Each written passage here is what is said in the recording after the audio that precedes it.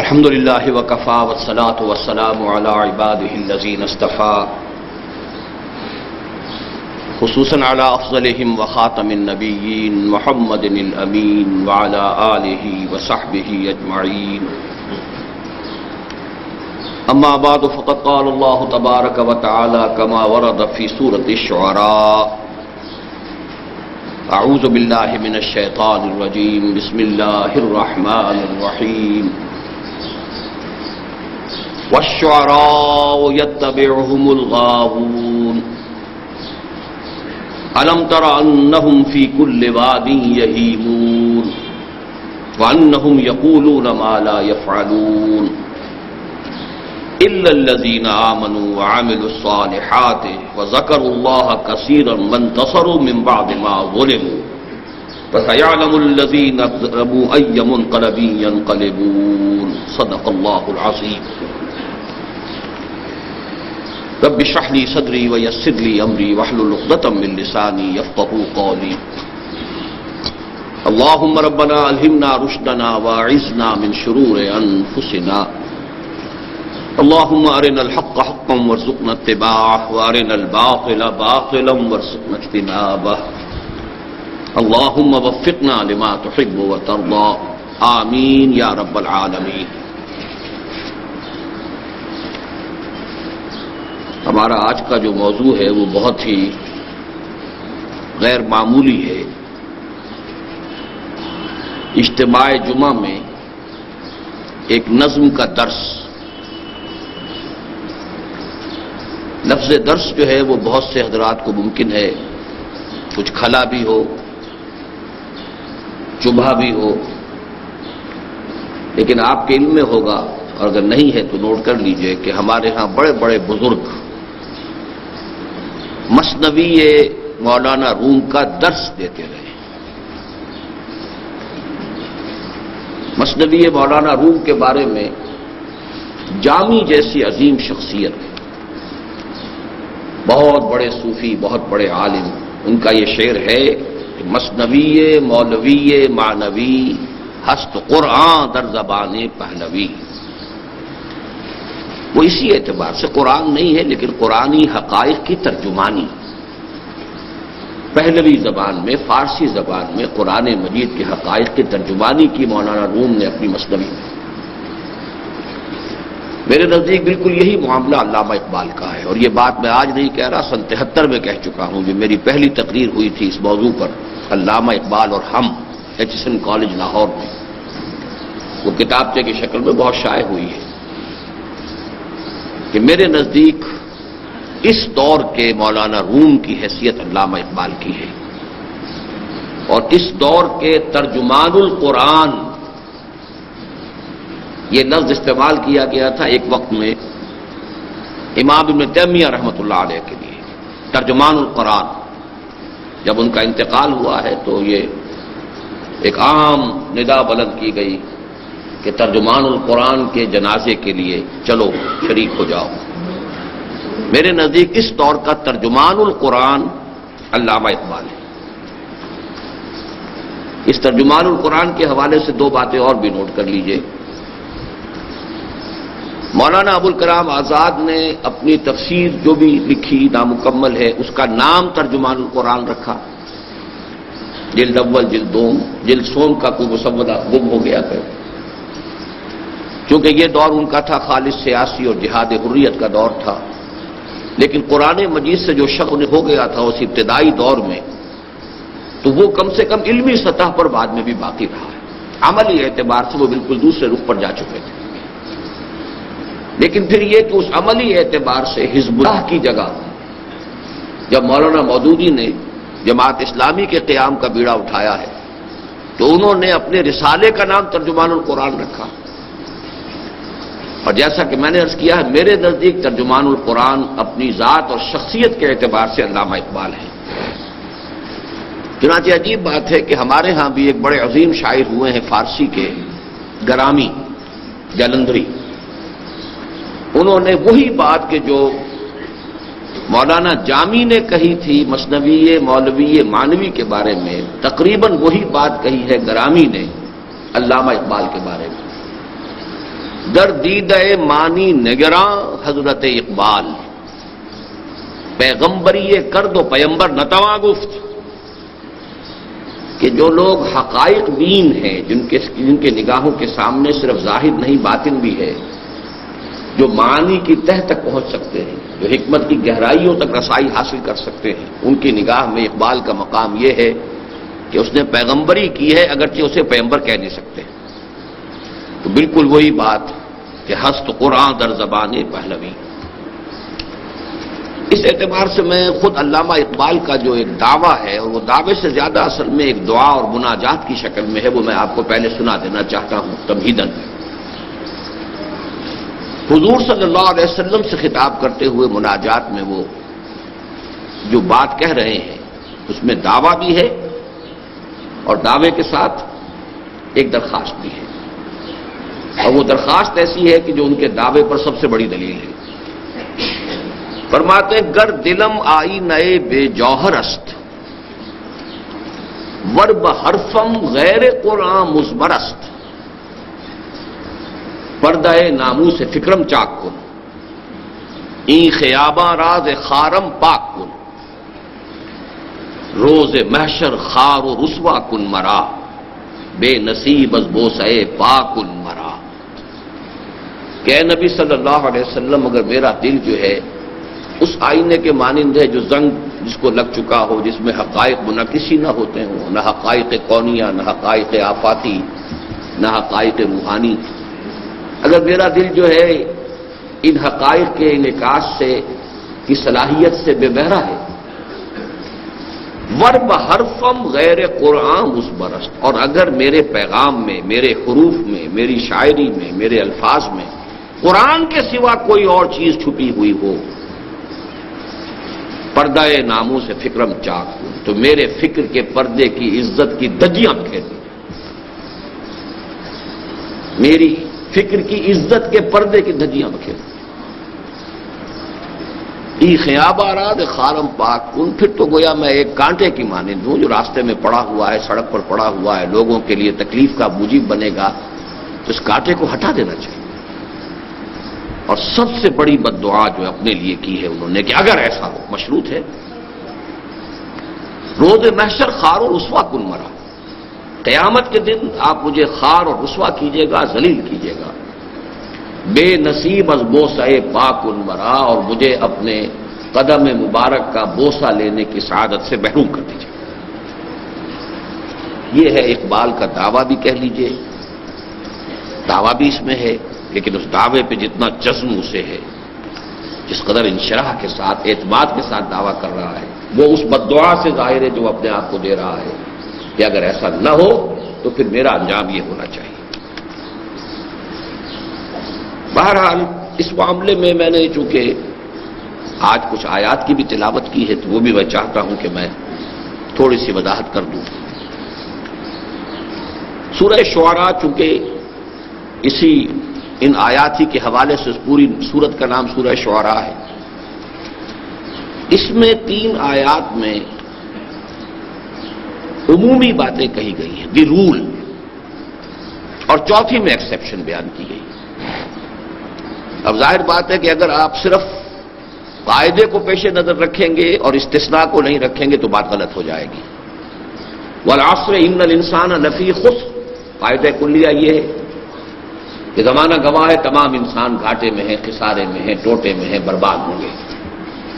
اب استثناء الا الذین آمنوا وعملوا الصالحات وتواصوا بالحق وتواصوا بالصبر، اسی پر تو سارا دار و مدار ہمارا ہے، اسی سے تو ساری جو ہے امیدیں وابستہ ہیں، اسی کے لیے ہماری بھاگ دوڑ ہے کہ اس استثناء میں ہماری شمولیت ہو جائے۔ بالکل یہی معاملہ یہاں ہے۔ واقعہ یہ ہے کہ 3 آیات میں اللہ تعالیٰ نے شاعری اور شعراء کے بارے میں بالعموم جو بات کہی ہے وہ پوری کتابوں کے موضوع بن سکتے ہیں۔ وَالشُّعَرَاءُ يَتَّبِعُهُمُ الْغَاوُونَ، شعراء کی پیروی وہی لوگ کرتے ہیں کہ جو حدود سے تجاوز کرنے والے ہیں۔ عام طور پر یہ قاعدہ کلی ایسا ہے کہ آپ کو شعراء کے جو پیروکار ملیں گے، ہم نشین ملیں گے، ساتھ بیٹھنے والے ملیں گے، بے عمل لوگ ہوں گے بالکل، اور صرف ایک ذہنی لذت کے اور صرف ایک ذہنی عیاشی کے بالعموم کوئی شے ان کے پاس نظر نہیں آئے. الم تر انہم فی کل وادی یہیمون. دوسری بات، کیا تم نے دیکھا نہیں کہ یہ شاعر لوگ ہر وادی کے اندر گھومتے پھرتے ہیں؟ اس لیے کہ شاعری کا تعلق ہے شعور سے، تخیل سے، انسان کے تصورات سے. تو تخیل اور تصور کی دنیا جو ہے وہ کوئی حدود کی پابند نہیں ہوتی، وہ تو کہیں سے کہیں پہنچ سکتا ہے تخیل. عمل کی زندگی میں آدمی کو قدم قدم چلنا پڑتا ہے. تو واقعہ یہ ہے کہ شاعر اور شاعروں کے متبعین کے ہاں آپ کو یہ نتیجہ نکلے گا کہ ان کے فکر اور ان کے عمل میں گیپ پیدا ہونا شروع ہو جائے گا، اس لیے کہ ان کا شعور پرواز کر رہا ہے. وہ جو اقبال نے خود کہا ہے غالب کے بارے میں، جس کو میں کہتا ہوں کہ اصل میں غالب سے زیادہ خود علامہ اقبال پر وہ بات راست آتی ہے کہ فکر انسان پر تیری ہستی سے یہ روشن ہوا ہے پرے مرغ تخیل کی رسائی تا کو جا. تخیل جو ہے وہ تو کہیں سے کہیں پہنچ سکتا ہے. تو تخیل میں جو انسان بہت بلند پرواز ہوگا، اب بڑا مشکل ہے کہ اسی درجے میں اس کی زمین کے اوپر بھی اس کی چال ڈھال بھی وہی ہو. تو ایک گیپ کا پیدا ہو جانا لازمی ہے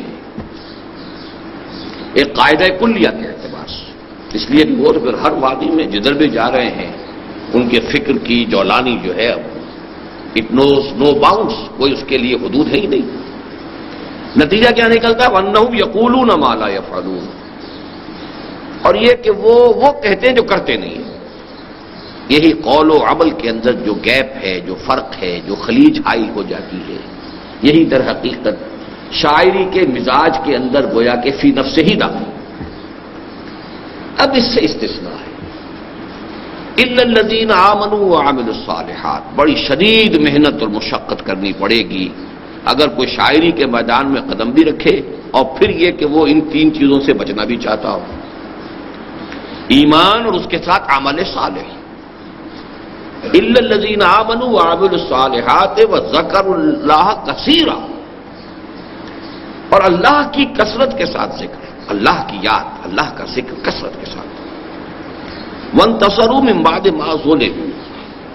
کیونکہ قدیم زمانے میں شاعری خاص طور پر استعمال ہوتی تھی حجویہ، حجو کہنے کے لیے، رجزیہ شاعری جنگوں کے اندر استعمال کرنے کے لیے. تو یہ جو تمام ہے دشمنوں کی حجو کرنا اور اپنے لیے رجز اور اپنی مدح، تو اس میں بھی کہا گیا کہ اس قسم کی چیز بھی اگر کہیں مظلوم استعمال کرے تو کوئی حرج نہیں ہے. وَانْتَصَرُوا مِنْ بَعْدِ مَا ظُلِمُوا. اگر ظلم کیا گیا ہو، جیسے کہ ایک اور جگہ بھی آیت فرمایا ہے، 6 پارے کی پہلی آیت ہے لا يحب اللہ الجہر بالسوء الا من ظلم. بلند آواز سے کوئی بری بات کہنا اللہ کو بالکل پسند نہیں ہے سوائے اس کے جس پر ظلم ہوا. مظلوم کے دل سے جو ہے کوئی اگر وہ آہ اٹھی ہے، اس نے کوئی جلے بھنے الفاظ کی شکل اختیار کر لی ہے، کوئی نازیبا الفاظ اس کی زبان سے نکل گئے ہیں، تو اللہ کنڈون کرے گا، معاف کر دے گا. یہ مظلوم ہے، اس کا دل دکھا ہوا ہے. لا يحب اللہ الجہر بالسوء الا من ظلم. تو یہاں بھی فرمایا گیا کہ وانتصروا من بعد ما ظلموا. اس کے بعد کہ پھر ان پر ظلم کیا گیا ہو تو اس کے بدلے میں اگر وہ بھی شاعری میں، اور یہ آپ کو ذہن میں رکھنا چاہیے کہ یہ ٹکڑا پورا کا پورا منطبق ہوتا ہے 100% حضرت حسان ابن ثابت رضی اللہ تعالیٰ عنہ. وہ گویا کہ دربار نبوی کے شاعر تھے، اور جو بھی مشرک شعراء حضور کی حجو میں اشعار کہتے تھے، حضور کی مذمت میں کہتے تھے، تو اس کا جواب پھر حضرت حسان ابن ثابت دیا کرتے تھے. اور ظاہر بات ہے صحابی تھے، ان کا جہاں تک ایمان کا تعلق ہے بھی کسی شک و شبے سے بالا تر ہے، بلکہ یہ کہ امت میں سے کسی کا بھی بعد میں ایمان جو ہے کسی ادنا سے ادنا صحابی کے ایمان کا بھی ہم پلہ نہیں ہو سکتا. یہ ہمارا اجماعی عقیدہ ہے.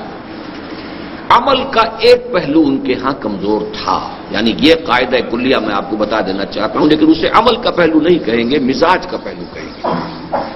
اور وہ یہ تھا کہ ان میں مرد میدان ہونے کا وصف نہیں تھا. یہ قاعدہ کلیہ ان میں بھی پورا جو ہے وہ منطبق ہوتا. جنگ کے میدان کے آدمی نہیں تھے. یہ بات جو ہے موجود ہے. غزوہ احزاب کا خاص طور پر واقعہ بھی آتا ہے کہ جہاں خواتین کو رکھ دیا گیا تھا ایک قلعے کے اندر، کو بڑی سی حویلی کے اندر، اور وہاں کچھ پہرے پر یہ ان کو کھڑا کیا گیا، اس لیے کہ میدان جنگ میں مورچے پر جانے کے لیے تو یہ ویسے بھی عام طور پر ان کی وہ کیفیت نہیں تھی۔ اب وہاں ایسا ہوا کہ حضرت صفیہ رضی اللہ تعالی عنہ حضور کی پھوپھی، انہوں نے دیکھا کہ مشکوک حالت میں ایک یہودی آ رہا ہے، اس کے حرکات و سکنات جو ہیں وہ مشکوک ہیں۔ تو انہوں نے کہا حسان ذرا اس کی خبر لو۔ تو انہوں نے کہا کہ یہ کام تو میرا اگر ہوتا تو میں وہاں نہ پہنچا ہوتا۔ تو حضرت صفیہ اتری ہیں اور انہوں نے ایک لاٹھی کی ضرب سے اس کو ہلاک کیا ہے، حالانکہ وہ مسلح تھا۔ پھر انہوں نے کہا حسان جاؤ اب اس کا ہتھیار تو اتار لو۔ تو انہوں نے کہا کہ مجھے تو ان ہتھیاروں کی ضرورت نہیں۔ تو سیدھی سیدھی بات، اس میں کوئی تکلف نہیں، کوئی غلط کوئی بیانی نہیں، کوئی تو یہ کہ اس اعتبار سے مرد میدان ہونے کا وصف ان میں بھی نہیں تھا۔ تو قرآن مجید نے جو کچھ بیان کیا ہے اس میں گویا کہ استثناءات تو ہیں، جب استثناء اتنے شد و مت کے ساتھ بیان ہوا ہے۔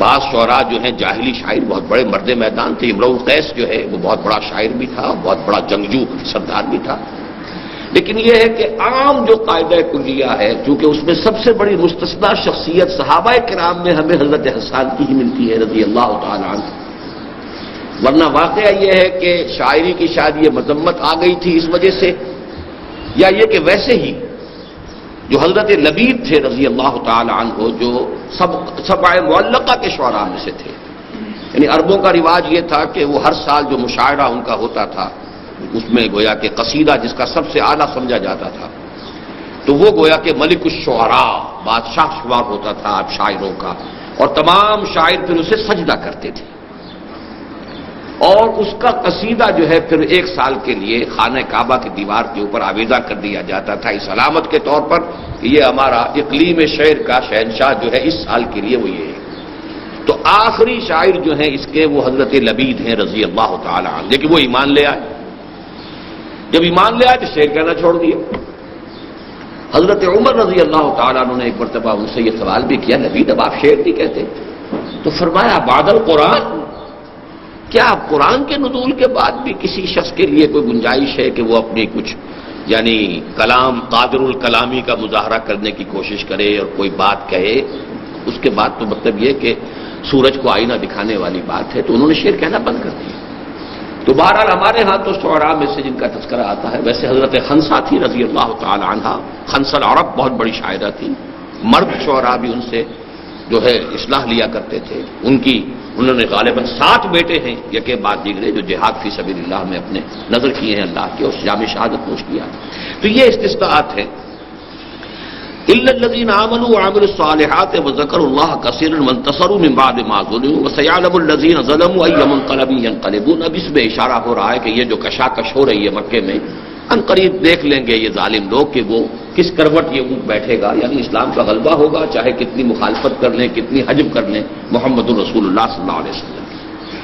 اس کے ساتھ ہی یہ کہ سورہ یاسین کی یہ آیت بھی چونکہ بہت اکثر جو ہے وہ حضرات کو شاید یاد ہی ہو کہ وما علمناہ الشعر وما ينبغي له، حضور کے شایان نشان کہا گیا، شعر کے گوئی نہیں ہے، ہم نے انہیں شعر نہیں سکھایا اور نہ ہی وہ ان کے شایان شان ہے۔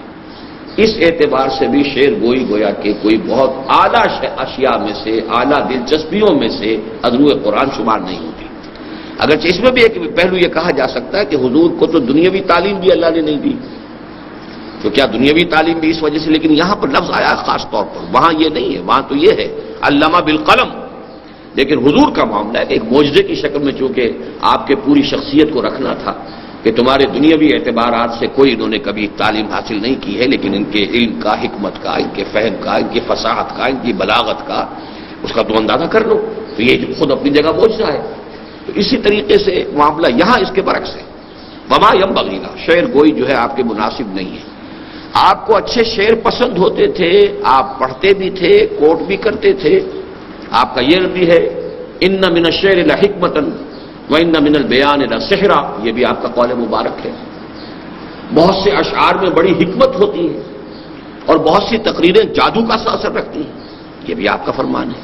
لیکن یہ ہے کہ خود آپ کو اللہ نے طبیعت کی مناسبت بھی عطا نہیں فرمائی تھی. چنانچہ آپ اگر شعر پڑھتے بھی تھے تو آپ نے بہت سے لوگوں کو دیکھا ہوگا کہ شعر یاد انہیں بہت ہیں، کوٹ کرتے ہیں، لیکن کہیں نہ کہیں سکتہ کر جاتے ہیں، نہ وزن ٹھیک رہتا ہے، غلط پڑھتے ہیں. خود حضور کا معاملہ بھی یہ تھا.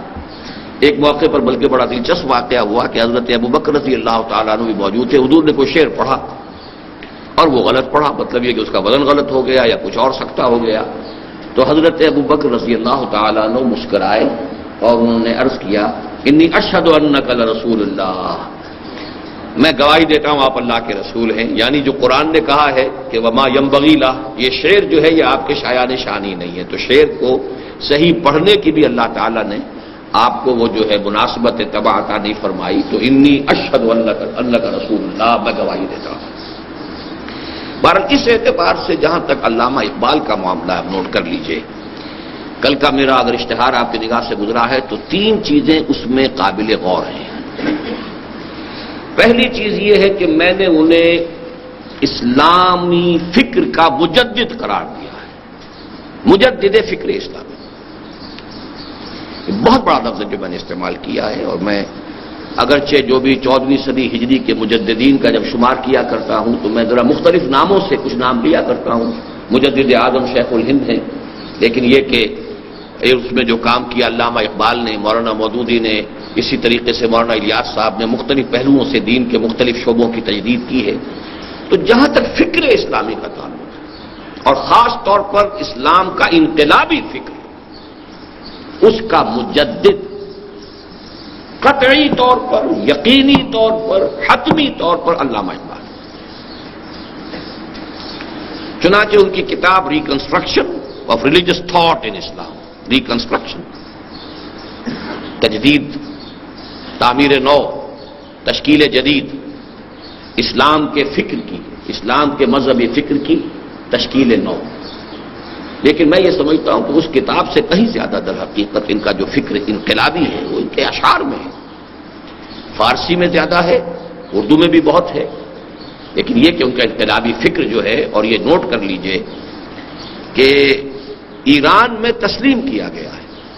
ایران کا انقلاب اگرچہ وہ اس معنی کا انقلاب نہیں ہے کہ کسی انقلابی جماعت نے انقلابی جدوجہد کے مراحل طے کر کے انقلاب برپا کیا، لیکن یہ کہ اگر کوئی فکری کام تھوڑا بہت بھی اس کی بنیاد میں تھا تو وہ ڈاکٹر علی شریعتی تھے.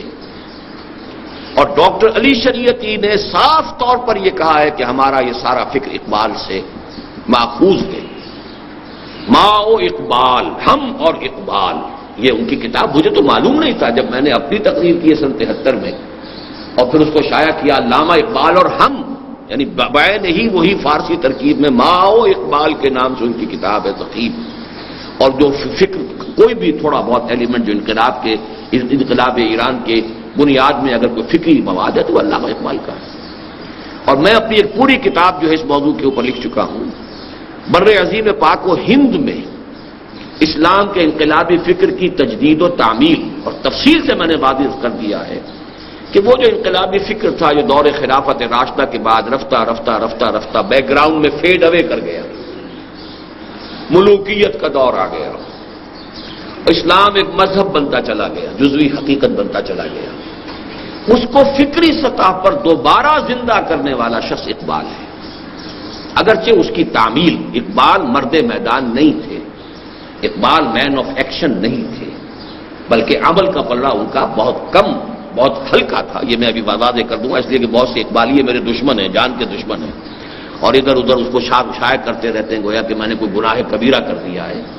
لیکن یہ کہ جو حقیقت ہے اس کو مانیے. ایک طرف میں ان کو مجدد فکر اسلامی، بالخصوص اسلامی انقلابی فکر کا مجدد، قطعی طور پر، یقینی طور پر، حتمی طور پر اقبال. ابوالکلام آزاد نے ان سے خوشہ چینی کر کے تعمیل کی کوشش کی ہے، مولانا مودودی نے ان سے خوشہ چینی کر کے اس کی وضاحت کی ہے، شرح کی ہے، اسے عام فہم بنایا ہے، بڑے پیمانے پر پھیلایا ہے. لیکن اصل میں فکر جو ہے وہ علامہ اقبال کا ہے.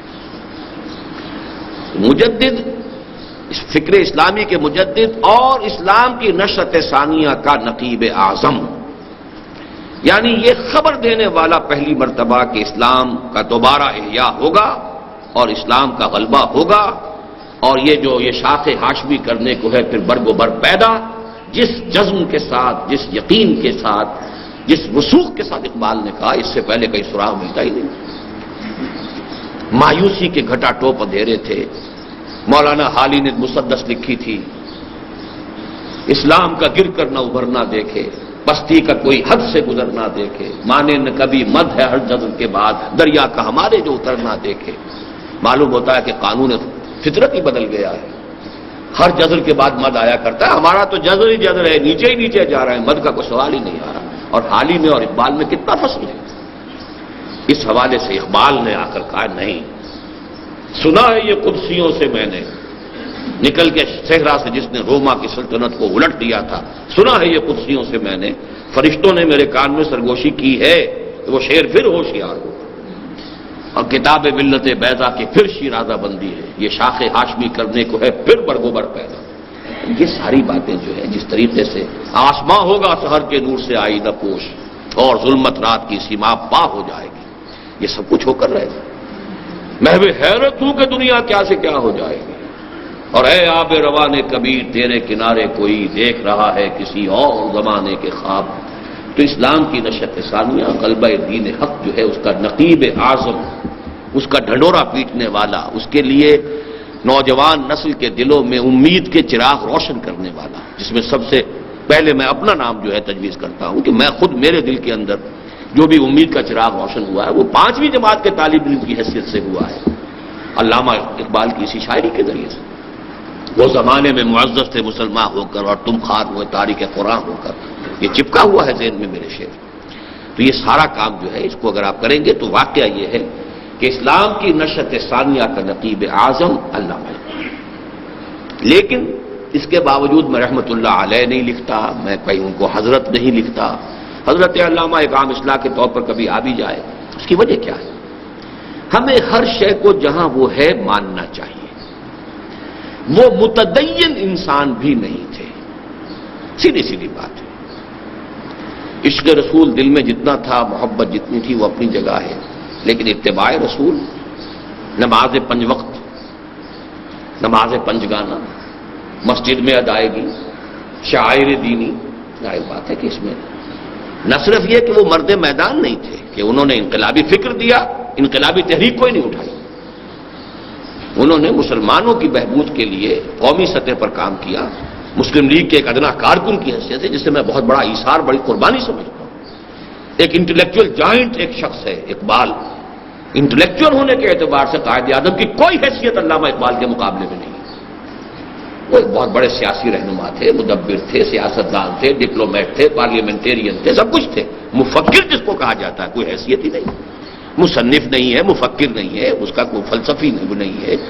یہ جائنٹ جو ہے یوں سمجھیے کہ وہ دیو، وہ علامہ اقبال ہے، لیکن وہ ایک پروونشل چیف کی حیثیت سے، ایک عام کارکن کی حیثیت سے کام کر رہا ہے، حالانکہ وہ بلاتا ہے قائد اعظم کو کہ آئیے خدا کے لیے اس قوم کی جو اس وقت جس قیادت کی اس قوم کو ضرورت ہے، اس کا آپ ہی صرف اس کے تقاضے پورا کر سکتے ہیں۔ تو اس حوالے سے یہ ہے، لیکن جہاں تک عمل کا معاملہ ہے ہمیں ماننا پڑے گا، ہمیں اپنے معیارات کو ختم نہیں کرنا ہے۔ معیار میں ہمارے لیے عمل محمد الرسول اللہ والذین معہ ہے، اور یہ خود اقبال کا کہنا ہے، بمصطفیٰ برسا خیش را کی دی ہم اوست اگر بہو نہ رسیدی تمام بولا بیس۔ اس اعتبار سے میں یہ کہتا ہوں کہ ان کا وہ متدین انسان بھی نہیں تھے، وہ عمل کے میدان کے سپاہی نہیں تھے، اور ان کا عمل کا پلڑا ہلکا تھا، لیکن جہاں میں نے یہ الفاظ لکھے ہیں وہاں ایک بڑی احتیاط برتی ہے۔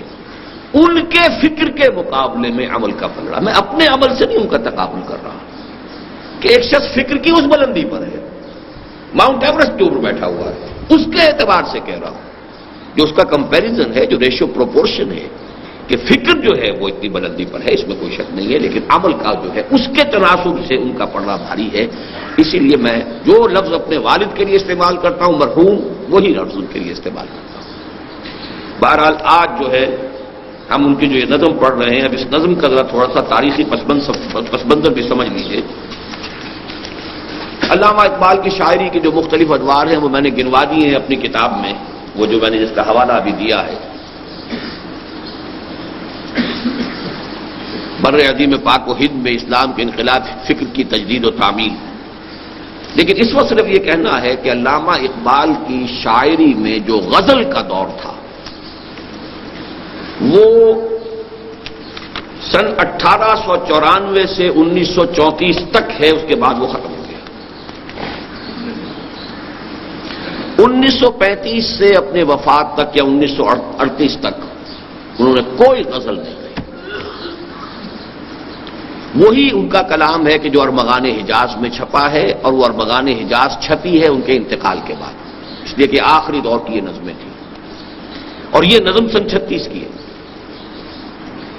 اس دور میں جو نظمیں آپ نے لکھی ہیں، جیسا کہ میں نے عرض کیا، غزل والا معاملہ تو بالکل چھوڑ چکے تھے، ختم۔ اس سے پہلے غزلیں انہوں نے کہی ہیں، بہت اونچی کہی ہے، بہت دینی بھی کہی ہے، روحانی بھی کہی ہے۔ اس سے بالکل ابتدائی دور میں وہ عام طور پر گل و بلبل کی شاعری بھی ہوئی ہے، وہ سب کچھ ہوا ہے۔ لیکن یہ ہے کہ میں صرف ان 3 سالوں کے بارے میں یا 4 سالوں کے بارے میں 34 سے 38 تک غزل کا کوئی سراغ ہی نہیں۔ نظم میں بھی خاص ان کا مزاج بن گیا تھا تمثیل کا، مکالمہ، تمثیل، ڈرامائی انداز، اس لیے کہ کسی پیغام کو پہنچانے کا یہ سب سے زیادہ مؤثر ذریعہ ہوتا ہے۔ انگریزی ادب میں ملٹن کا بہت اونچا مقام ہے، اور اس نے اسی صنف کو استعمال کیا ہے۔ افلاطون نے سب سے پہلے ریپبلک نامی جو کتاب لکھی تھی، اس میں اس نے اسی اسلوب کو اختیار کیا تھا۔ اور ہمارے ہاں تصوف کی ایک بہت اونچی کتاب ہے منطق الطیر، فرید الدین عطار رحمت اللہ علیہ کی، وہ بھی اسی طریقے سے مکالمے کی شکل میں ہے۔ تو یہ مکالمہ ہے، ایک مجلس شورا ہے، ابلیس اس کا صدر ہے، اور وہی اس کا گویا کہ بادشاہ ہے اس اقلیم کا، اور اس کے کچھ مشیر ہیں، اور ان کے درمیان ایک گفتگو کی شکل میں علامہ اقبال نے اپنے عمرانی سوچ، اسلامی فکر اور ملت اسلامیہ کے نام اپنے پیغام کا نچوڑ اور خلاصہ دے دیا۔ ویسے بھی قاعدہ ہے یہ کہ شاعر یا مفکر جو ہوتا ہے، اس کے جو آخری سوچ کا نتیجہ تو اس کے آخری دور کی چیزوں میں آئے گا نا۔ ابتدا میں تو سوچ جو ہے بدل رہی ہے، جیسے کہ خود علامہ اقبال سے جب ایک مرتبہ کہا گیا کہ کسی زمانے میں تو آپ غلام احمد قادیانی کی بہت تعریف کرتے تھے، اب آپ قادیانیت کو کفر کہہ رہے ہیں، تو انہوں نے جواب دیا only stones do not change. انسانی ذہن، انسانی رائے بدلتی ہے، معلومات کا اضافہ ہوتا ہے، کچھ اور چیزیں علم میں آتی ہیں، پہلے وہ چیزیں علم میں نہیں تھیں۔ پتھر ہیں جو کہ تو رہتے ہیں، انسانی ذہن پتھر کی طرح تو نہیں ہے۔ Only stones do not change, پتھر نہیں بدلا کرتے، لیکن انسانی رائے، انسانی ذہن بدلتا ہے۔ اس وقت میری وہ رائے تھی، اب میری رائے یہ، اس کا ذکر آ بھی جائے گا اس نظم کے اندر۔ تو بہرحال اقبال کی تھاٹ کا کلائمیکس، یا جس کو ہم یہ کہتے ہیں کہ پچھلے زمانے میں ہمارے بزرگوں کا ایک طریقہ تھا، وصیت لکھواتے تھے، وصایا جو شیخ عبد القادر جیلانی رحمۃ اللہ علیہ کے وصایا بہت مشہور ہیں، شاہ ولی اللہ دہلوی کے وصایا، ہر بزرگ آدمی جو ہے وہ گویا کہ اپنے آخری وقت میں آ کر اپنی اگلی نسل کے لیے چھوڑتا تھا کہ بھائی میری پوری عمر کی سوچ، میرے غور و فکر کا حاصل، آخری جس جگہ میں کھڑا ہوں وہ یہ ہے۔ کیونکہ باقی دولت مند جو ہے وہ دولت کا حساب بتائے گا اولاد کو، کیا لینا ہے، کیا دینا ہے، کہاں کیا ہے، کیا ایسٹس ہیں، اور جس کا سارا سرمایہ ہی ہو، فکر ہے، سوچ ہے، تو اس کو تو ظاہر بات ہے کہ اسی کو پھر اسی طرح جو قرآن مجید میں حضرت لقمان کی نصائح آئی ہیں، ان کے بارے میں بھی یہی ہے کہ وہ ان کے انتقال کے وقت کی نصیحتیں جو انہوں نے اپنے بیٹے کو کی ہیں، وہ گویا کہ ان کے عمر بھر کے فکر کا، سوچ بچار کا، فلسفیانہ غور و فکر کا حاصل ہے۔ تو اس کو ہم کہہ سکتے ہیں کہ علامہ اقبال کا کی یہ وصایا ہے، یہ ان کی وصیت ہے امت مسلمہ کے نام۔ یہ عناصر کا پرانا کھیل، یہ دنیائے دوں، یہ یوں سمجھیے کہ ابلیس صاحب جو ہے اپنی اس مجلس شورا کا جو اجلاس ہو رہا ہے، اس کا انوگرل ایڈریس یہ ہے، یہ چند اشعار جو ہیں اس کے پہلے بند میں، یہ اس کا افتتاحی جو ہے خطاب ہے اپنی مجلس شورا سے۔ یہ عناصر کا پرانا کھیل، یہ دنیائے دوں،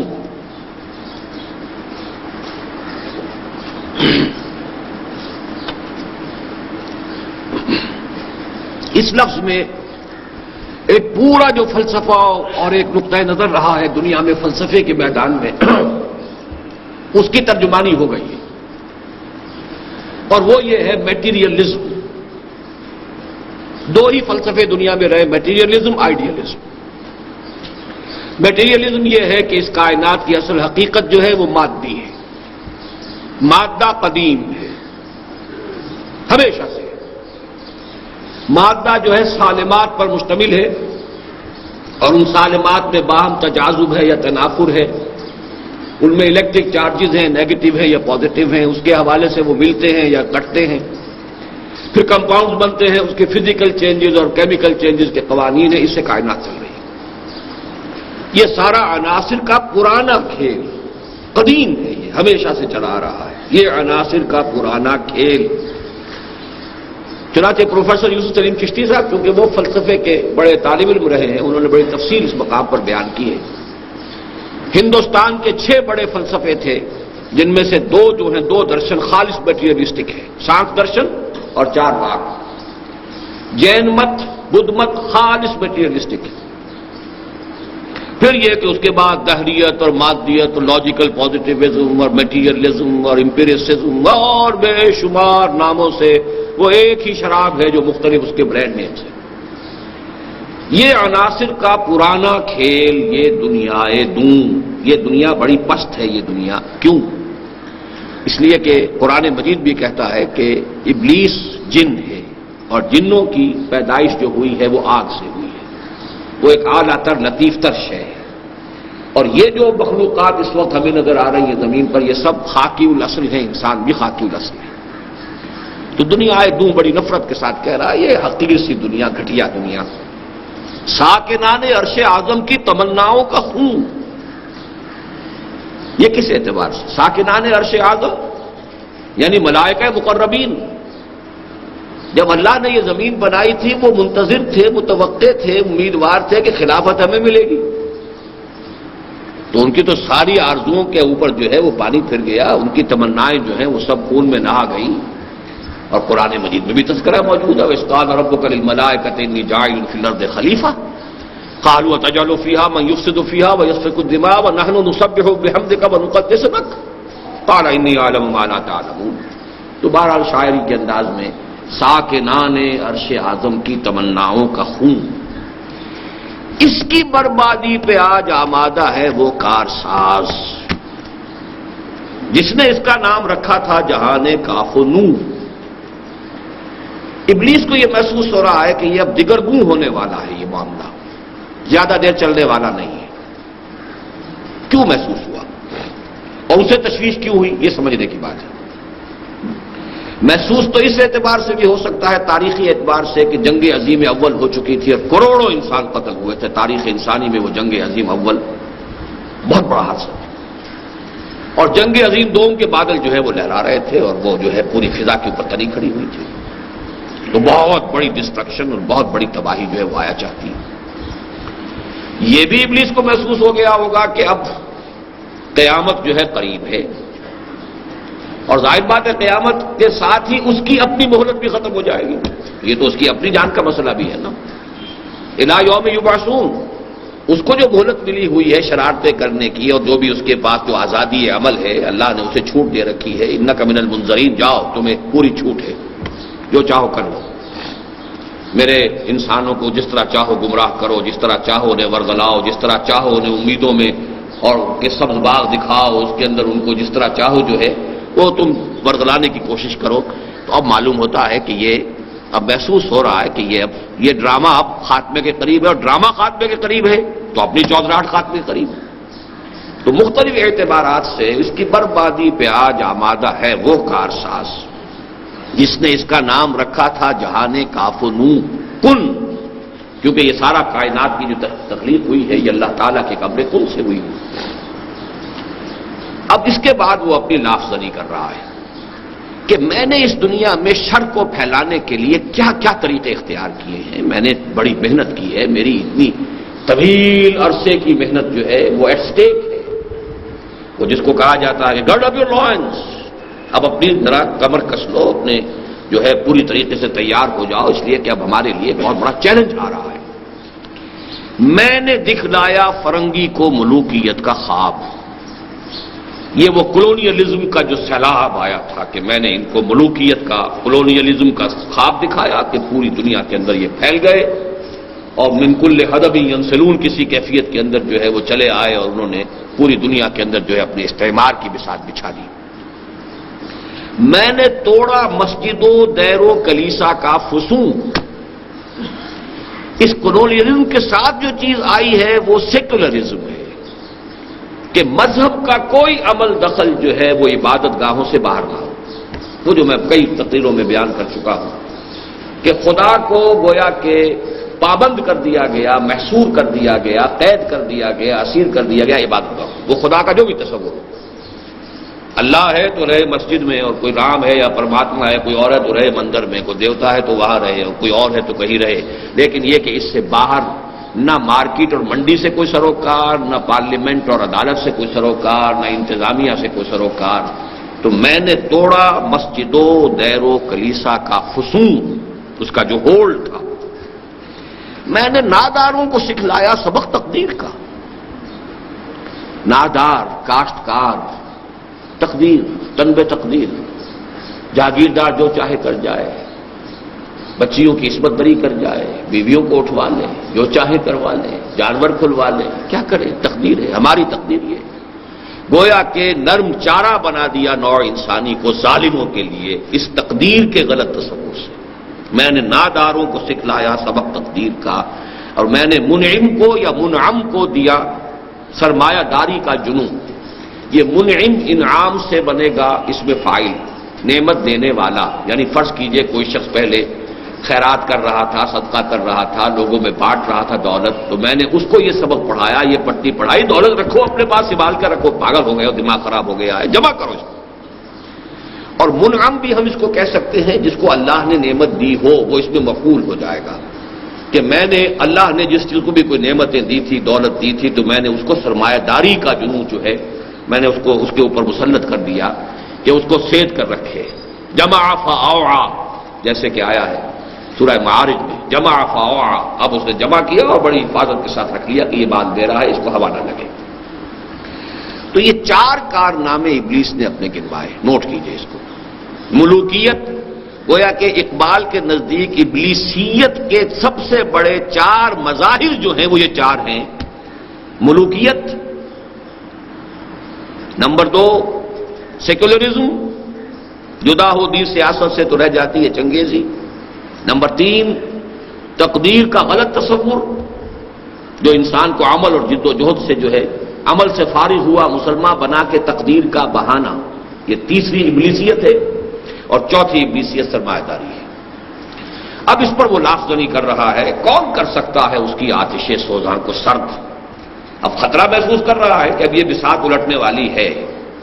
یہاں وہ نوٹ کیجئے اقبال نے جو ایک اور جگہ پر جو 2 اشعار کہے ہیں کہ دنیا کو ہے پھر مار کے روح و بدن پیش، تہذیب نے پھر اپنے درندوں کو ابھارا، اللہ کو پامر دیے مومن پہ بھروسہ، ابلیس کو یورپ کی مشینوں کا سہارا. تو یہ جو ایک کرائسس آنے والا ہے، حق و باطل کی جنگ جو ہے، ستیزہ کار رہا ہے ازل سے تا امروز، چراغ مصطفی سے شرار بولہبی، اس کا آخری ایکٹ آنے والا ہے، آخری سین آنے والا ہے، ڈراپ سین ہونے والا ہے. تو وہ خطرہ بھی محسوس کر رہا ہے، لیکن یہ کہ اپنی لافزنی سے تاکہ ساتھیوں کے دل بیٹھ نہ جائیں. آخر یہ کہ انکریج تو کرنا پڑتا ہے، ہمت بھی بنانی پڑتی ہے، گھبراؤ نہیں ہے، چیلنج ہے، بڑا ہے، لیکن فکر نہ کرو، کون کر سکتا ہے اس کی آتش سوزاں کو سرد، جس کے ہنگاموں میں ہو ابلیس کا سودے دروں، جس کی شاخیں ہو ہماری آبیاری سے بلند، کون کر سکتا ہے اس نخل کہن کو سر نگوں. ان میں کوئی چیز وضاحت طلب نہیں ہے. اب پہلا مشیر جو ہے وہ ذرا زبان کھولتا ہے. اس میں کیا شک ہے کہ محکم ہے یہ ابلیسی نظام. بات صحیح ہے، آپ نے جو فرمایا ہے یہ 4 چیزیں جو ہے یہ بڑا محکم نظام کی حیثیت سے جو پوری نوع انسانی کو جکڑے ہوئے ہیں. پختہ تر اس سے ہوئے خوئے غلامی میں عوام.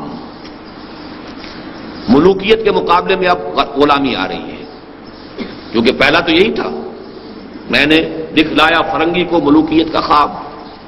نتیجہ یہ ہو چکا ہے کہ اب جو ہے عوام وہ خوئے غلامی میں پختہ ہو چکے ہیں، ان کے اندر وہ ارج ہی نہیں رہی، آزادی کا خیال ہی نہیں رہا. جیسے ہم پورے پکے ہو چکے ہیں امریکہ کی گھڑی کی مچھلی، کنٹینمنٹ آف رشیا پالیسی کے بعد اب کنٹینمنٹ آف چائنا پالیسی میں فٹ ہو کر بڑے مطمئن ہیں، اب تو آرام سے گزرتی ہے. یہ ساری چیزیں جو بھی کچھ ہو رہی کا ہے اس لیے کہ آزادی، خود اعتمادی، اپنی عزت، اپنا وقار، اپنی آنکھوں سے اپنا راستہ دیکھ کر اپنے قدموں پر کھڑے ہونا اور چلنا، یہ بالکل دوسری اور شے ہے.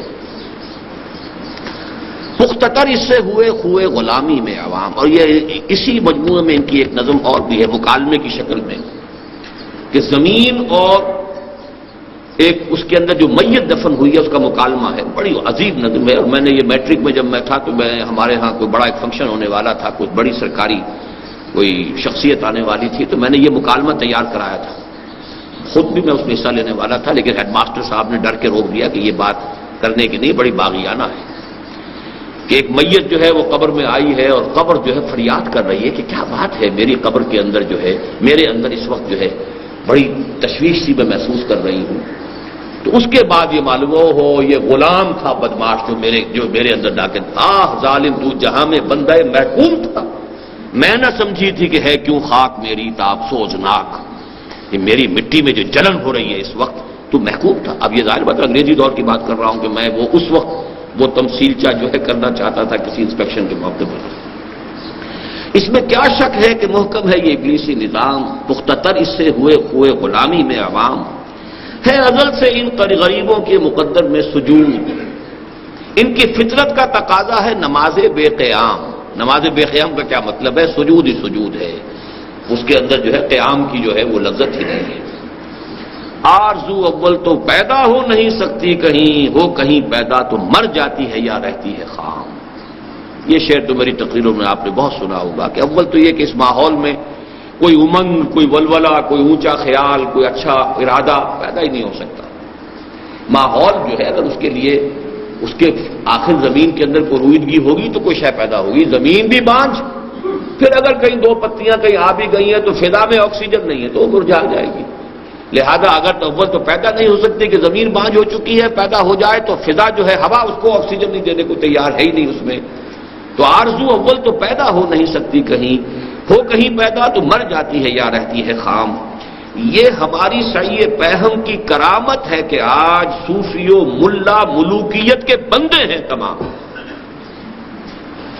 اب مذہب کے یہی دو مذہب رہے, صوفی اسپرچولیزم اور ملا. اب وہ جو بھی ایک اسکالسٹسزم جس کو کہتے ہیں, علم کلام آگے آ جائے گا اس میں. ان دونوں کے لیے دو علامتیں لی گئی ہیں.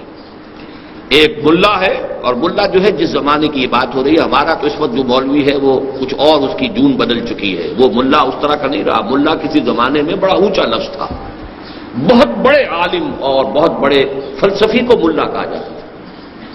لیکن یہ کہ وہ ملا جو ہے ان کی زیادہ جو ہوتی تھی بات وہ علم کلام, منطق, فلسفہ, ان چیزوں کی.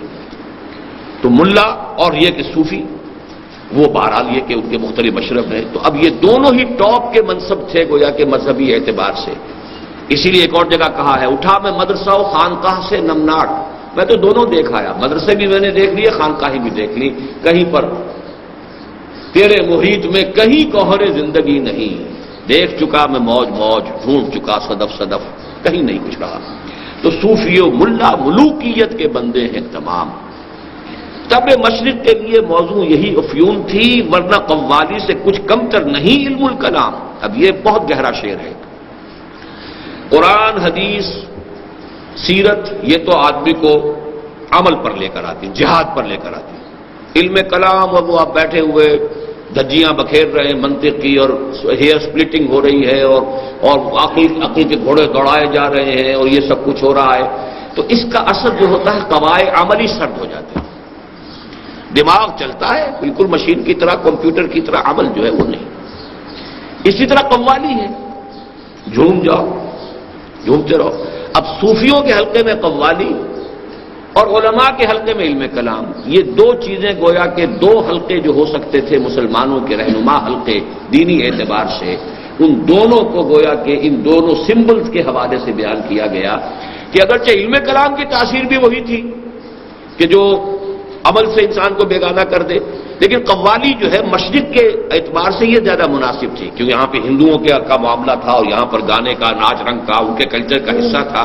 تو ہم نے یہاں پہ علم کلام کی بجائے قوالی استعمال کروا دی ہے, تاکہ اب یہ اسی رنگ میں رہے اور سرور میں جو ہے وہ اپنے وہ, جیسے کہ ایک اور جگہ پر کہا ہے علامہ اقبال نے کہ صوفی پشمینہ پوش حال مست, از شراب نغمہ قوال مست, آتش شیر عراقی در دلش در نمی سادت بقرآن محفلش. یہ صوفی جو ہے جس نے اوپر سے کوئی پہنی ہوئی ہے اونی قبا بھی پہنی ہوئی ہے اور قوال کی آواز کے اوپر تو وہ حال اسے آ گیا ہے، اور شعر کسی عراقی کا سنا ہے کسی اور کا سنا ہے تو اس کے اوپر وہ حال کھیل رہا ہے، قرآن سے اسے سروکاری نہیں۔ صوفی پشمینہ پوش حال مست، از شراب نغمہ قوال مست۔ تو تب مشرق کے لیے موضوع یہی افیون تھی۔ افیون کیا ہے؟ آدمی کو پیک کے اندر پڑے رہو، بس کام نہ کرو۔ لوٹس ایٹرز ایک نظم ہم نے پڑھی تھی، شاید میٹرک میں پڑھی تھی، شورلی سلمبر از بیٹر دین ٹوائل۔ آدمی محنت کرے، بھاگ دوڑ کرے، یہ کرے وہ کرے، اس سے کیوں نہ ذرا سا ایک دو گولیاں جو ہے نگلے اور سو جائے آرام سے۔ آج جو پوری دنیا کے اندر نارکوٹکس کیوں ہے؟ اس لیے کہ دنیا کی پیچیدگیاں مسائل جو ہیں ان کے تمام جو ہیں وہ آدمی پھر جو ہے وہ میں گدھے کی راہ سے ہو کر گزر گیا، ورنہ سفر حیات کا بے حد طویل تھا۔ یہ تو در حقیقت آسانی کا راستہ ہے، فرار ہے زندگی سے۔ ہے طواف و حج کا ہنگامہ اگر باقی تو کیا؟ یہ طواف اور حج کا ہنگامہ جو ہے یہ تو علامہ اقبال کے زمانے سے بڑھ کے اب میرا خیال ہے 100 گنا بڑھ گیا ہوگا۔ علامہ اقبال ان 60 سالوں میں، اور جو عمرہ ہے رمضان کا، اور 30 لاکھ 35 لاکھ آدمی جمع ہو رہا ہے اور رمضان ہو رہا ہے، اور جو کچھ ہو رہا ہے وہ آپ کے علم میں ہے، لیکن اس سے حاصل کیا ہے طواف و حج کا ہنگامہ اگر باقی تو کیا؟ کند ہو کر رہ گئی مومن کی تیغے بے نیام۔ اس کا اصل جہاد جو اس کا اصل تھا وہ تو ختم ہو چکا۔ اب یہ وہاں جائیں اور وہ طواف کر کے آ جائیں، لیکن لے کر کے آتے ہیں وہاں سے کوئی نیا جذبہ، کوئی توبہ کر کے نہیں آتا، الا ماشاءاللہ کوئی ہوں گے، کوئی لاکھوں میں، کوئی کروڑوں میں، کوئی ایک آدھ نکل جائے، باقی تو جیسے گئے تھے ویسے آتے ہیں، بلکہ یہ سمجھتے ہیں کہ پچھلا حساب صاف ہوا، بس سرے نو جو ہے حرام خوریاں جو ہیں اس کا کھاتا سرے نو شروع کرو۔ تو یہ سارا جو کچھ ہے طواف و حج کا ہنگامہ اگر باقی تو کیا؟ ان چیزوں کو علامہ اقبال نے ایک اور نظم میں جو میرے نزدیک ان کی شعریت کا عروج ہے، اہل حرم کے سومناتھ سے تعبیر کیا ہے۔ کیا نہیں کوئی غزنوی کارگہ حیات میں، بیٹھے ہیں کب سے منتظر اہل حرم کے سومناتھ۔ اہل حرم نے بھی ان چیزوں کو، ریچولز کو بت بنا لیا ہے، بت بن کر پوچھ رہے ہیں، ان کی حقیقت کچھ بھی نہیں۔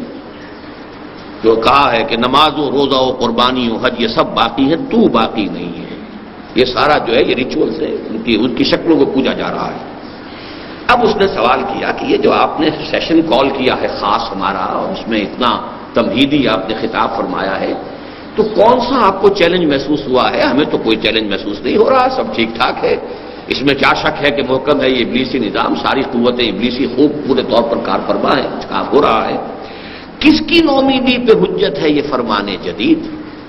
یہ آپ کا نیا فرمان جو اور آج جو اجلاس کیا گیا ہے، یہ کس طرف سے کوئی ہماری امیدوں کے لیے کوئی خطرہ پیدا ہو گیا ہے، کوئی ہمارے لیے کوئی چیلنج آ گیا ہے؟ جہاد اس دور میں مرد مسلمان پر حرام، مسلمان تو اپنے اوپر جہاد کو حرام ہی کر چکا ہے، تو اب اور کس چیز کا ڈر ہے؟ اب اس میں نوٹ کیجئے کہ اس میں خاص طور پر تو غلام احمد قادیانی کی طرف اشارہ ہے کہ جس نے قتال کو تو سرے سے حرام قرار دے دیا۔ دین کے لیے حرام ہے اب دوستو قتال، یہ مصرع ہے غلام احمد قادیانی کا آجہانی کا۔ لیکن اس کو چھوڑتے ہوئے بھی ہمارے ہاں عام مذہبی فکر میں بھی جہاد خارج از بحث ہو چکا تھا، یہ اب شروع ہوا ہے، اور ہوا ہے ایران کے انقلاب کے بعد۔ سائملٹینیس معاملہ ہوا ہے، ایرانی انقلاب اور افغانستان میں روس کی آمد، اس وقت سے شروع ہوا ہے، ورنہ جہاد مسلمان کی فہرست سے خارج تھا۔ اس لیے کہ جہاد کے معنی جنگ، اور جنگ جو ہے وہ تو ہر وقت ہوتی نہیں، ہر روز کا فرض جو ہے وہ تو نماز ہے، ہر سال کا فرض جو ہے وہ روزہ ہے، جو بھی ہے زکوٰۃ ہے، لیکن یہ کہ یہ جو ہے یہ تو کوئی فرض ہے ہی نہیں سرے سے، تو جنگ کہیں ہوگی، تو وہ جہاد کو قتال سے ایکویٹ کیا، اور قتال سے ایکویٹ کرنے کے بعد چونکہ وہ تو فرض کفایہ ہی رہے گا، لہذا وہ بات ختم ہو گئی، ہماری فہرست وہ جو فرائض کی فہرست سے فارغ ہوئی۔ تو اس حوالے سے فرق کوئی نہیں ہے، اور اس نے قتال کو حرام قرار دیا، ہم نے جہادی کی جڑ کاٹ دی۔ البتہ یہ ہے کہ جب احیائی تحریکیں شروع ہوئی ہیں تو اس میں پھر چاہے وہ جماعت اسلامی کی تھی، مولانا مودودی کی پہلی بڑی تصنیف ہی تھی الجہاد فی الاسلام، ابوالکلام آزاد نے جو نعرہ لگایا تھا وہ جہاد کا تھا۔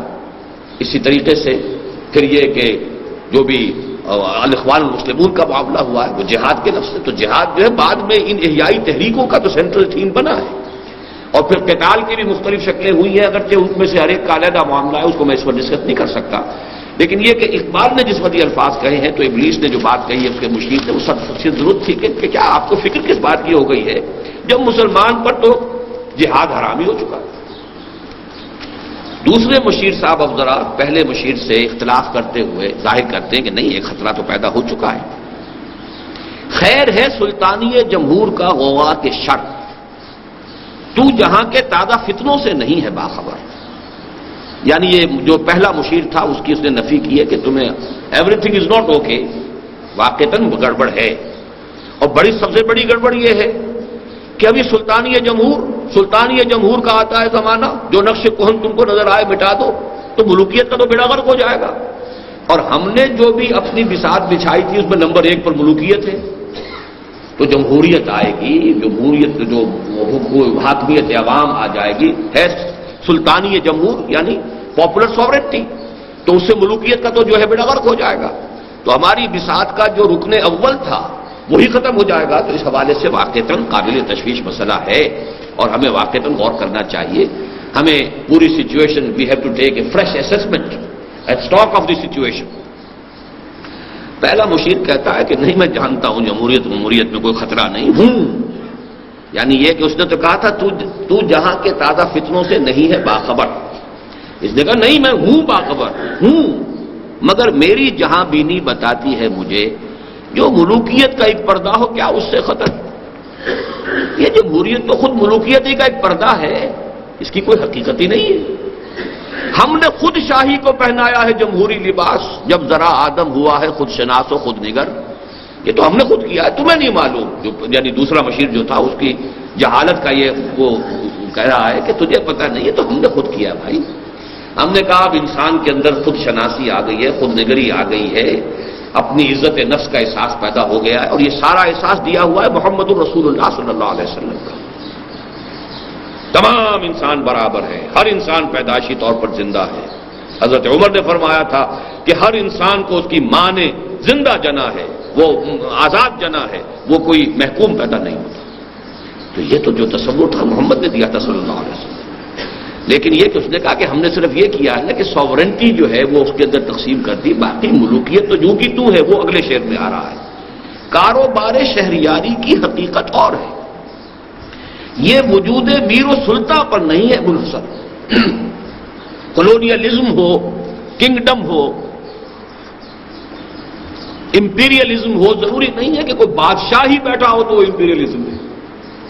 ایک نیشنل امپیریلزم ہو سکتا ہے، ایک قوم دوسری قوم کے اوپر جا کر حکومت کرتی ہے، امپیریلزم ہو جائے گا۔ تو کاروبار شہریاری کی حقیقت اور ہے، یہ وجود میر و سلطان پر نہیں ہے منحصر۔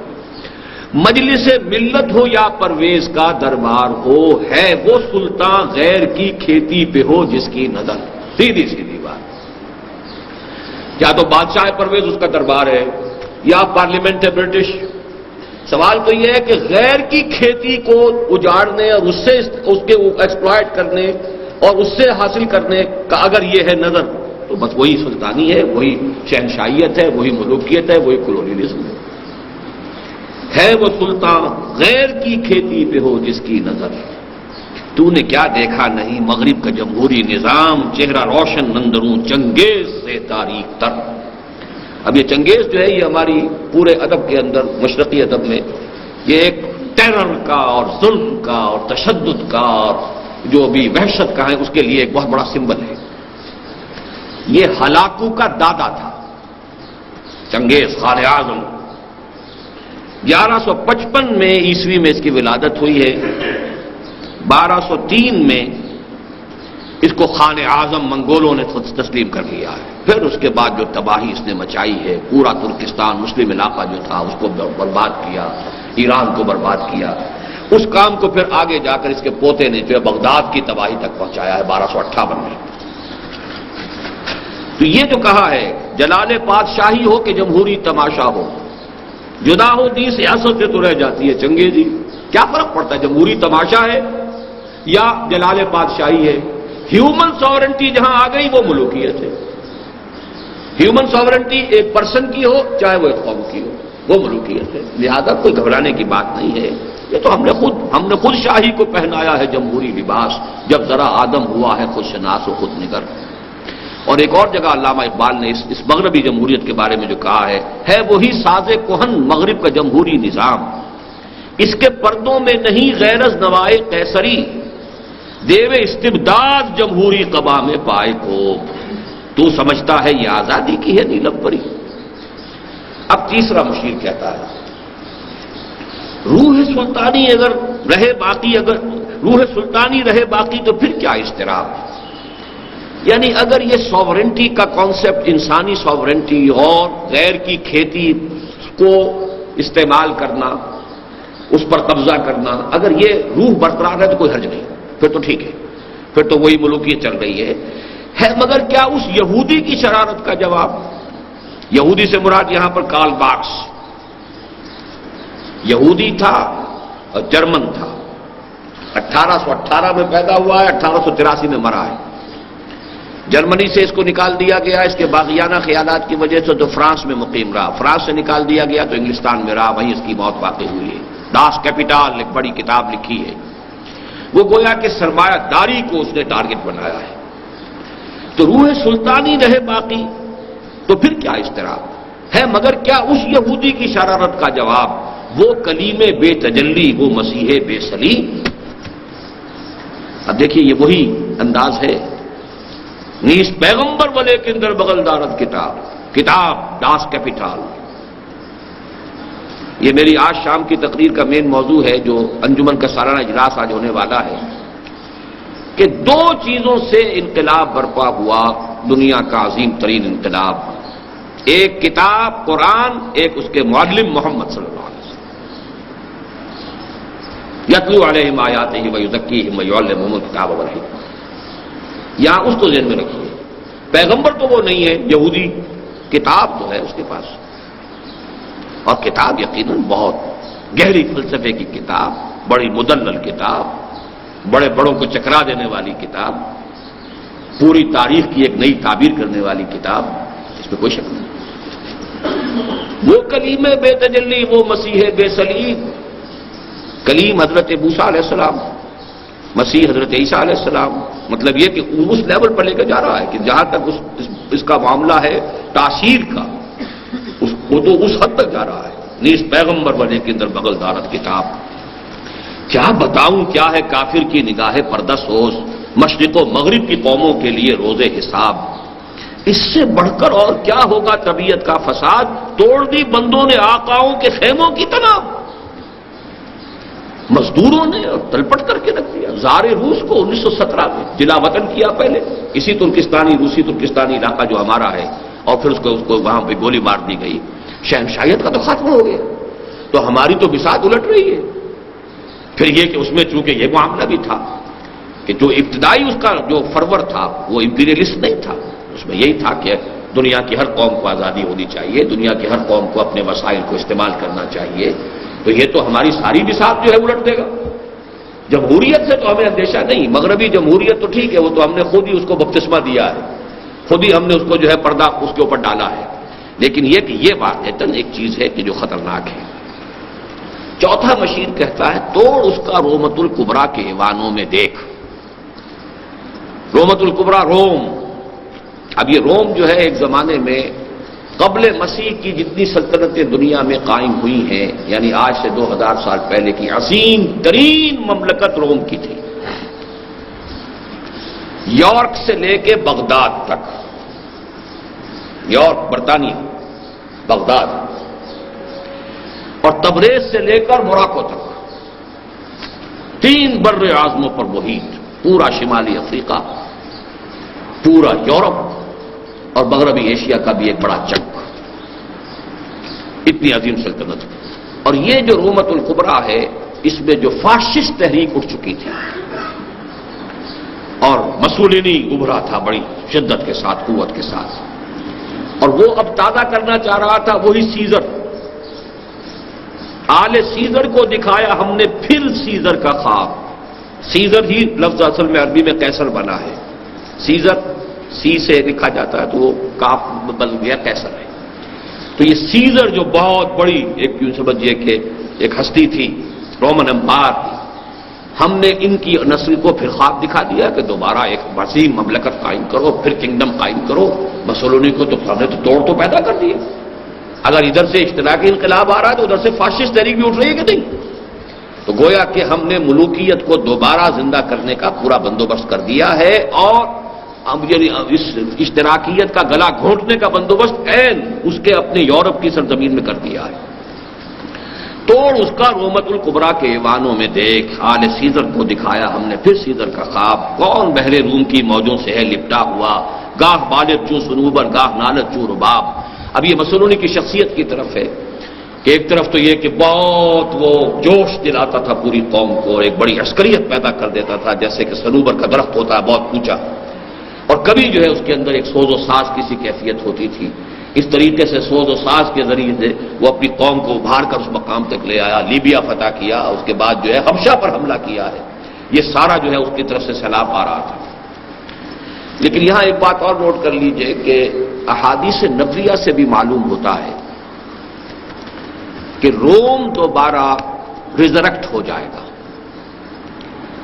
الملحمۃ العظمیٰ جب لڑی جائے گی، تیسری عالمگیر جنگ جو تاریخ انسانی کی عظیم ترین جنگ ہوگی، جس کو کہ ببلیکل جو ٹرمینالوجی ہے بائبل کی، اس میں کہا جاتا ہے آرمگڈون، اور حدیث میں کہا گیا الملحمۃ العظمیٰ۔ اب یہ ساری چیزیں میری کتاب میں موجود ہیں، سابقہ اور موجودہ مسلمان امتوں کا ماضی، حال اور مستقبل، اس میں بھی لفظ روم آتا ہے۔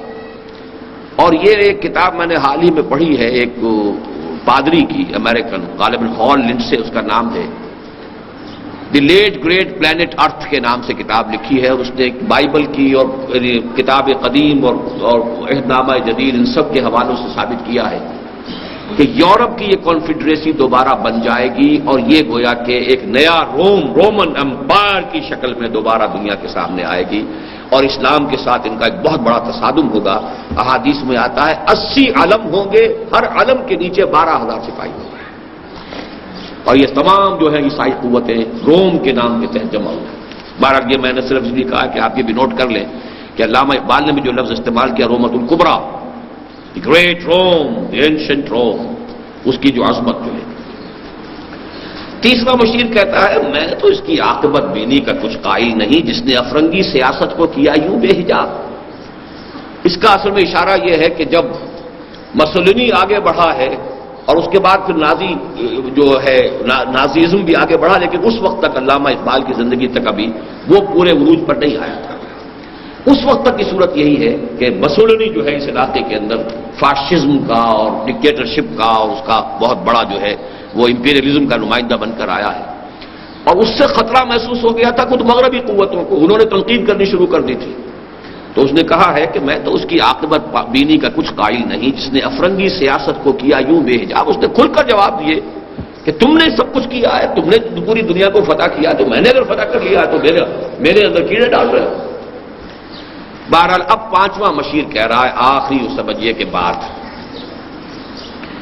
اے تیرے سوز نفس سے کار عالم استوار۔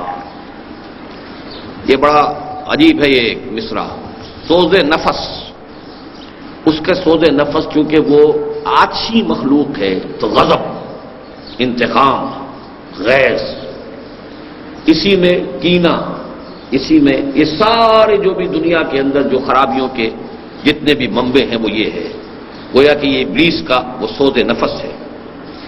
اے تیرے سوز نفس سے کار عالم استوار، یہ سارا ہنگامہ ہے تو اسی سے۔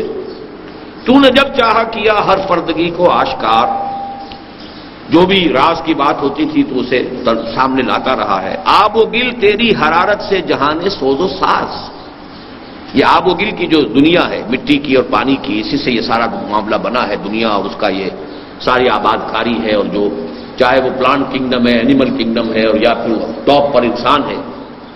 اب لہے جنت تیری تعلیم سے دانائے کار، اب لہے جنت اصل میں حضور کی ایک حدیث سے اس نے استعارہ کیا ہے کہ حضور نے فرمایا اہل الجنت بلہن، جنتی لوگ بڑے سادہ لو ہوتے ہیں۔ واقعہ یہ ہے کہ میں نے بھی کئی حضرات کو اپنی تجربہ دیکھا ہے، بہت سے لوگ ہوتے ہیں ایسے انتہائی سیدھے اور سادہ، کوئی مکر، کوئی فریب، کوئی چھل، کوئی پیچ، کوئی غصہ، کوئی انتقام ہے نہیں۔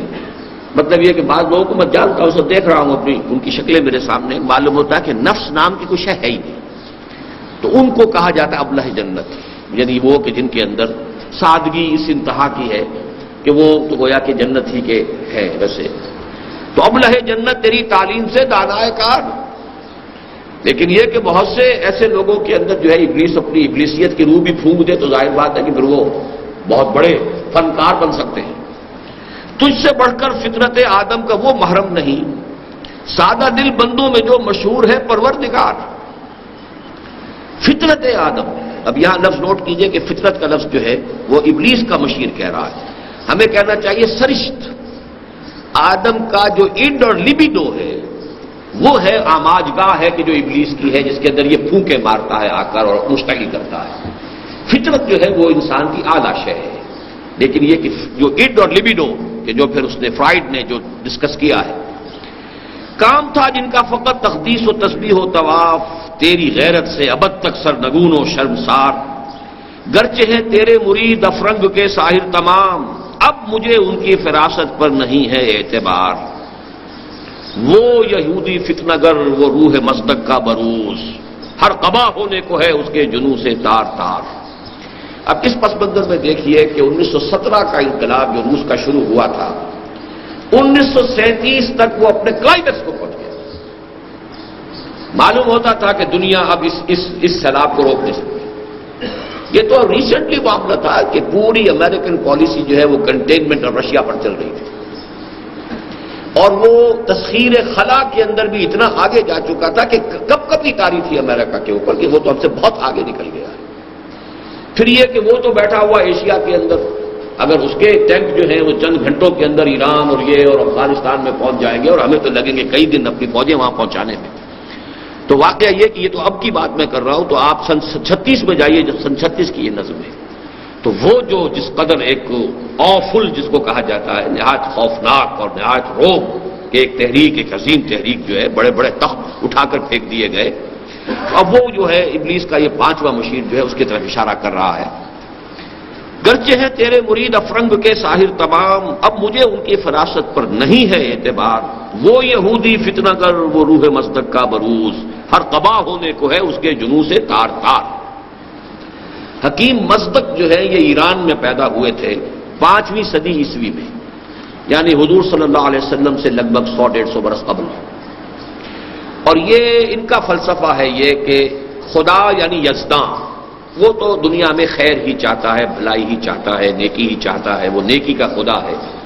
لیکن ایک اور ہے قوت، بدی کی قوت ہے، اور وہ ہے اہرمن۔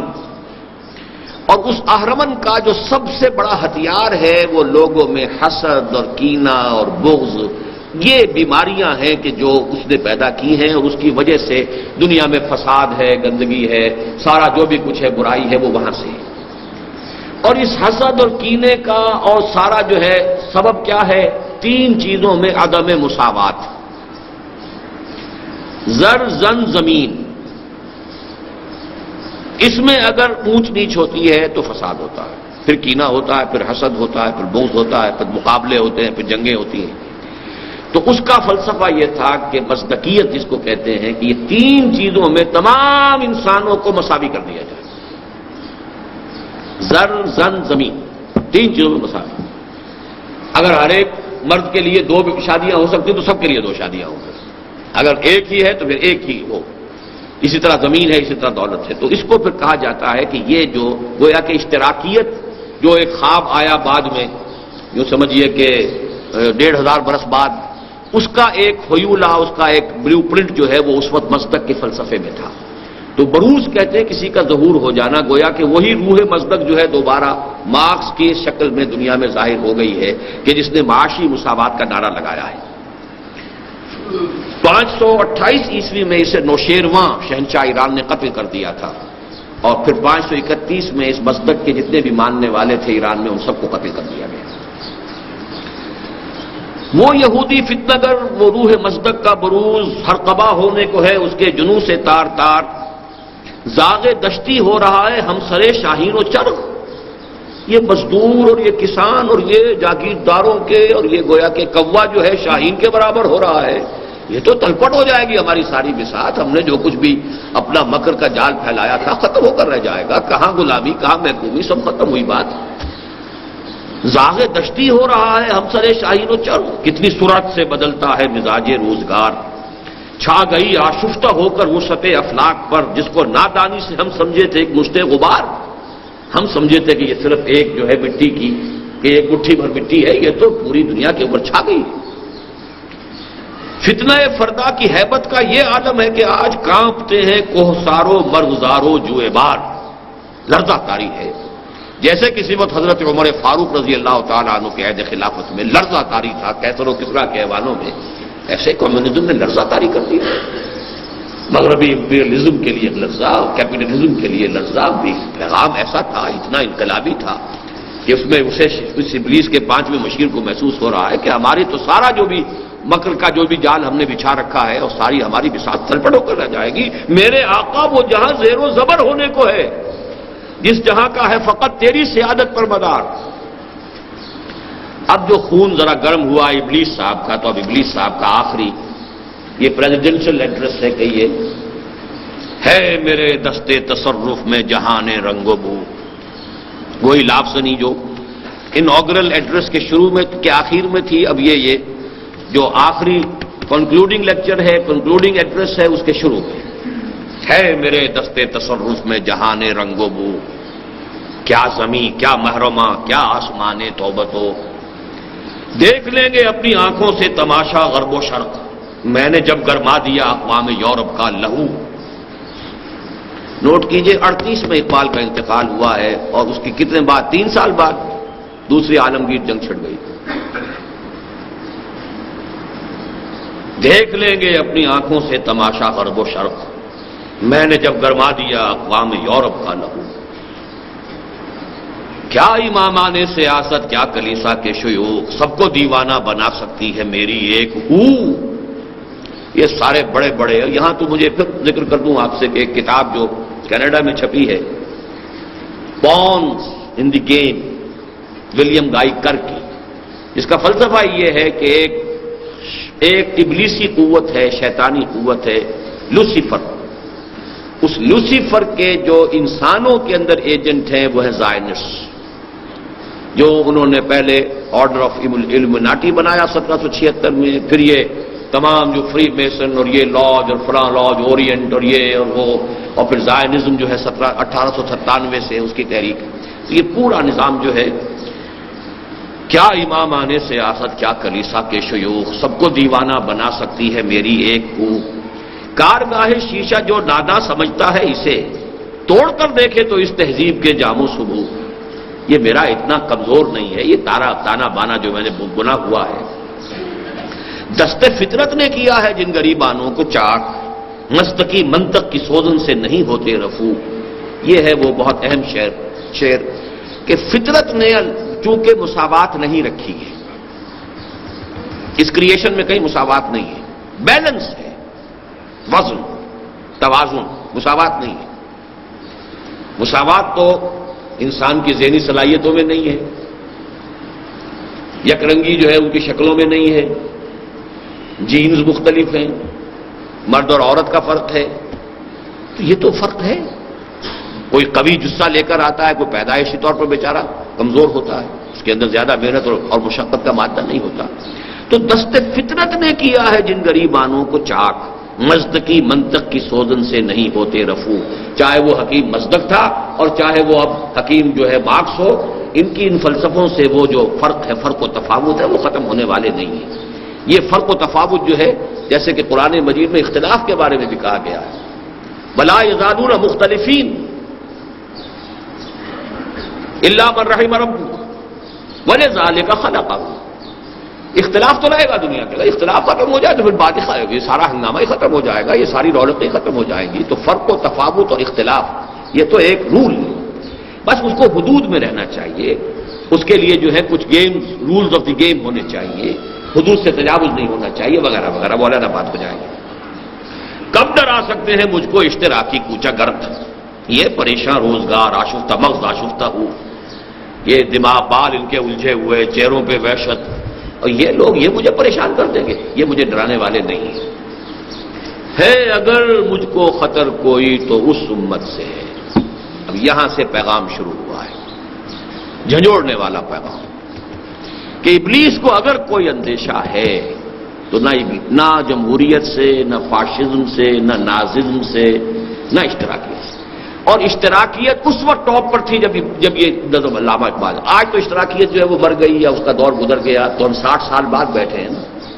سن 36 کی نظم کو ہم سن 96 میں پڑھ رہے ہیں۔ اس ڈفرنس کو اپنے ذہن میں رکھیے۔ اپنے عروج پر، کلائمیکس پر جب یہ تھی، کب ڈرا سکتے ہیں مجھ کو اشتراکی کوچہ گرد، یہ پریشان روزگار آشفتہ مغز آشفتہ ہوں۔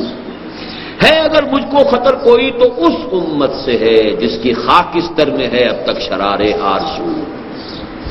آرزو ہے، اوپر اس کے خاک آ گئی ہے، راکھ آ گئی ہے، انگارہ اندر ہے، چنگاری اس میں ہے، آگ بجھی ہوئی نہ جان، آگ دبی ہوئی سمجھ۔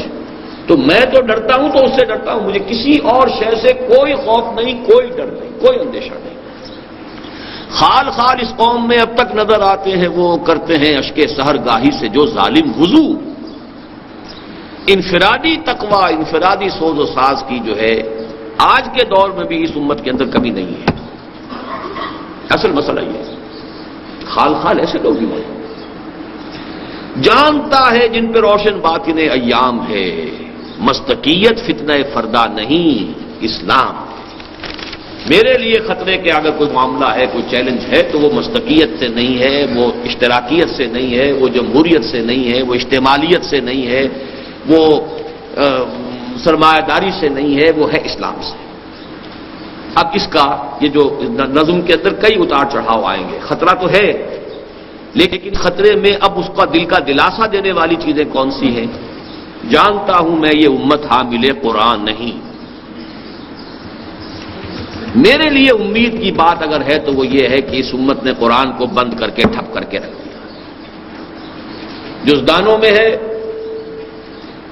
مسلمانی در کتاب اور مسلمانہ در گور۔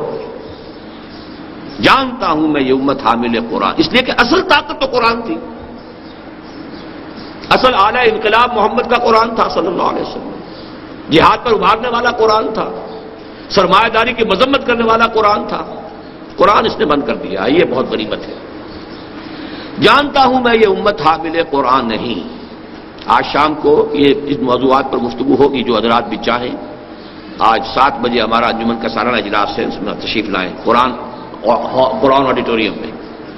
ہے وہی سرمایہ داری بندہ مومن کا دین، وہی زر پرستی، وہی دولت پرستی، وہی سود خوری، وہی سارا معاملہ، وہ اس نے بھی وہ پورا کا پورا دین اختیار کر رکھا ہے، اس پنجے کے اندر بھی پوری طریقے سے وہ پھنسا ہوا ہے۔ جانتا ہوں میں کہ مشرق کی اندھیری رات میں بے ید بیضا ہے پیران حرم کی آستین۔ پیران حرم کی آستین کے اندر وہ حضرت موسیٰ والا ہاتھ نہیں ہے جو دمکتا ہو چمکتا ہو جب نکلے، بے ید بیضا یعنی روحانیت سے خالی ہو۔ لفظ ہیں، دھواں دھار تقریریں ہیں، لفاظی ہے، جو کچھ ہے، لیکن ید بیضا نہیں۔ نہ عصائے موسیٰ قرآن ہے جو معجزہ تھا حضرت موسیٰ علیہ السلام کا، در بغل داری کتاب زندگی، جیسے حضرت موسیٰ کو اللہ نے فرمایا تھا تمہاری بغل میں عصا موجود ہے، پھینکو تو صحیح، کیوں ڈر رہے ہو؟ لا تخف الق ما فی عصاک ما فی یدک الق عصاک۔ اسی طریقے سے بے ید بیضا ہے پیران حرم کی آستین، عصر حاضر کے تقاضاؤں سے ہے لیکن یہ خوف ہو نہ جائے آشکارا شر پیغمبر کہیں۔ یہ اس کا سب سے بڑا اس نظم کا مرکزی شعر ہے، اس اعتبار سے کہ سوشل ایوولوشن کا جو پروسیس انیشیٹ کیا تھا محمد الرسول اللہ صلی اللہ علیہ وسلم سے، جس کو ٹیک اوور کیا ہے ویسٹ نے، یہ پروسیس اپنی منطقی انتہا کو پہنچ کر محمد کے دین تک لوگوں کو پہنچا دے گا۔ یہ بات جو ہے بہت گہری ہے اور علامہ اقبال کے فکر اور فلسفے کے اندر بڑے مرکزی نقطے کی شے ہے۔ انسانی حریت، اخوت، مساوات، یہ سبق تو دیے تھے محمد نے صلی اللہ علیہ وسلم۔ اس کے بعد ہم نے تو پھر ملوکیت شروع کر دی، پھر ہم نے بغداد میں محل بنا لیے، پھر ہم نے عیش شروع کر دی، پھر ہم نے کسرا ختم ہوا تھا، پھر کوئی اور کسرا پیدا ہو گئے۔ یورپ میں کم سے کم وہ چیزیں چاہے سیکولرزم کے ساتھ چلیں، لیکن کچھ نہ کچھ حقوق انسانی کا معاملہ چلا ہے، کچھ نہ کچھ جو ہے ہیومن رائٹس کا معاملہ آگے بڑھا ہے، آگے بڑھی بات۔ اس کو شیطان جو ہے اس کو ہر جگہ پر کوئی نہ کوئی اس میں گندگی لپیٹتا رہا ہے، لیکن یہ کہ اس گندگی کی لپٹ کے اندر جو ہے وہ شے بھی موجود ہے جس کو اقبال کہتا ہے the inner core of the present western civilization is Quranic. اوپر گندگی لپٹی ہوئی ہے، بہت اعلیٰ ایک شے ہے جس کے اوپر گندگی جو ہے لپیٹ دی گئی ہے۔ تو میں نے جو خطبہ دیا تھا غالباً 1984 میں یوم اقبال پر، اور وہ تحریری خطبہ پڑھا تھا، اس کا مرکزی نقطہ یہی ہے، اس میں نے وضاحت کے ساتھ بیان کیا ہے۔ اور میری جو کتاب جو میں آج آپ کے ساتھ چاہتا ہوں متعارف کرانا، علامہ اقبال اور ہم، اس میں میری وہ سن 73 کی تقریر بھی ہے جو گویا کہ ہمارا ورشن ہے ماں و اقبال کا، اور پھر یہ کہ میرا وہ خطبہ بھی شامل ہے اس کے اندر، اور بھی کئی چیزیں۔ پروفیسر یوسف سلیم چشتی کے 2 بہترین مضامین جو علامہ اقبال کی زندگی میں لکھے گئے کہ اقبال کا پیغام کا خلاصہ کیا ہے اور اقبال کے فلسفے کا خلاصہ کیا ہے۔ تو یہ ساری چیزیں جو ہے علامہ اقبال اور ہم نامی کتاب جو ہے وہ آج جسے آپ کہا کرتے ہیں رونمائی کتاب کی، ہماری کتابوں کی رونمائی بھی وہ کہیں ہوٹلوں میں نہیں ہوتی ہے، وہ مسجدوں میں ہوتی ہے۔ تو عصر حاضر کے تقاضاؤں سے ہے لیکن یہ خوف، یعنی یہ کہ یوں سمجھیے کہ جدلی مادیت کسے کہتے ہیں؟ خالص مادی سطح پر بھی یہ عمل چل رہا ہے کہ کوئی ایک نظریہ یا خیال آیا، نظام آیا، وہ خیال کی سطح پر آیا، اس کا ایک رد عمل پیدا ہوا۔ اب وہ عمل اور رد عمل، تھیسس اور اینٹی تھیسس نے جڑ کر ایک نئی شکل اختیار کر لی، اور وہ یقیناً پہلے سے بہتر ہے، لیکن چونکہ ہدایت آسمانی کے تابع نہیں ہے لہذا کسی اور اعتبار سے اس میں خرابی پیدا ہو گئی۔ اب وہ خرابی پھر اپنے انڈے بچے دے گی، اب یہ تھیسس بن کر اینٹی تھیسس کو جنم دے گا، اینٹی تھیسس پھر ٹکرائے گا، پھر آگے بڑھیں گے، پھر ایک قدم اوپر جائے گا معاملہ۔ تو یہ خود ڈائلیکٹیکل میٹیریلزم جو ہے رفتہ رفتہ اقبال کہہ رہا ہے، یہ تو اس قریب آ گیا ہے کہ ہو نہ جائے آشکارا شر پیغمبر کہیں، they have come very near. مجھے یہاں وہ لطیفہ یاد آ گیا ہے کہ ایک انگریز ڈی سی کے بارے میں واقعہ بیان ہوا ہے یہ کہ اس کو کسی نے، انگریز زمانے میں ڈپٹی کمشنر ہوتے تھے، کسی نے نیٹو نے یہاں کے کوئی رشوت پیش کی، اس نے ڈانٹ دیا بہت کہ نہیں نہیں نہیں غلط تھا، میں یہ رشوت نہیں لیتا۔ اس پیش کرنے والے نے کچھ اور رقم بڑھا دی، کچھ اور رقم بڑھا دی، کئی مرتبہ رقم بڑھتے بڑھتے اس جگہ آ گئی کہ اب اس نے کہا کیا فوراً نکل جاؤ یہاں سے، اس لیے کہ اب تم میری قیمت کے قریب پہنچ گئے ہو، اب ہو سکتا ہے کہ میں ٹیمپٹیشن کو اب نہ کر سکوں ریزسٹ، لہذا اب مت ٹھہرو یہاں، you have reach very near my price so get out. اسی طریقے سے یہ دنیا وہاں پہنچ گئی ہے، تھریش ہولڈ پر پہنچی ہوئی ہے، اور یہی ہے اصل میں وہ سارا فکر و فلسفہ جو قیام پاکستان کے میں مضمر تھا۔ اقبال کا سارا جو خطبہ الہ آباد ہے وہ کیا تھا کہ مجھے یقین ہے کہ ہندوستان کے شمال مغرب میں ایک آزاد مسلمان ریاست قائم ہوگی، اور اگر وہ قائم ہو گئی تو ہمیں موقع مل جائے گا کہ اسلام کی تعلیمات پر دور عرب ملوکیت، عرب امپیریلزم میں جو پردے پڑ گئے تھے، جاگیرداری آ گئی، سرمایہ داری آ گئی، وہ ساری کی ساری بدماشیاں جو بادشاہتوں کے ساتھ ہوتی ہیں وہ مسلمانوں نے شروع کر دی، وہ سارے ظلم اور ایکسپلائٹیشن ہے، وہ سلطان غیر کی کھیتی پہ ہو جس کی نظر، اور جو شخص ایک کسان کی کمائی جو ہے وہ جاگیردار بیٹھ کر کھا رہا ہو، یہ ساری حرام خوریاں جو شروع ہوئی ہیں یہ بادشاہوں کے زمانوں میں شروع ہوئی ہیں، اور اس کو فقہ اسلامی نے طرح طرح کے جو ہے اس کے لیے فتوے دے کر جو ہے ان کو جواز دیا ہے، دور ملوکیت کی فقہ نے۔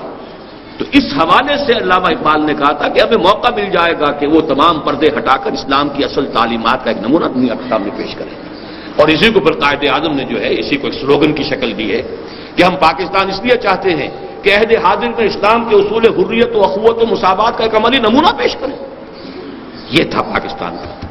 تو فرمایا کہ عصر حاضر کے تقاضاؤں سے ہے لیکن یہ خوف ہو نہ جائے آشکارا شر پیغمبر کہیں، یعنی مسلمان سے خطرہ نہیں ہے مجھے، خطرہ اسلام سے ہے، مسلمان کے کرنے سے شاید یہ نہ ہو، لیکن یہ جو پروسیس ہے سوشل ایوولوشن کا اور یہ میٹیریل جو ڈائلیکٹکس ہیں خود یہ قریب جا رہے ہیں ادھر، اسی لیے اقبال نے کہا نا ہر کجا بینی جہان رنگ و بو، کہ از خاکش برو یا دارزو، یاد نور مصطفیٰ اورا باست یا ہنوز اندر تلاش مصطفیٰ، یہ جا رہا ہے پورا پروسیس کشاں کشاں، چاہے یا نہ چاہے یہ مصطفیٰ ہی کے راستے کی طرف جا رہا ہے، منزل تو آخری وہی ہے، منزل ماں کبریاست۔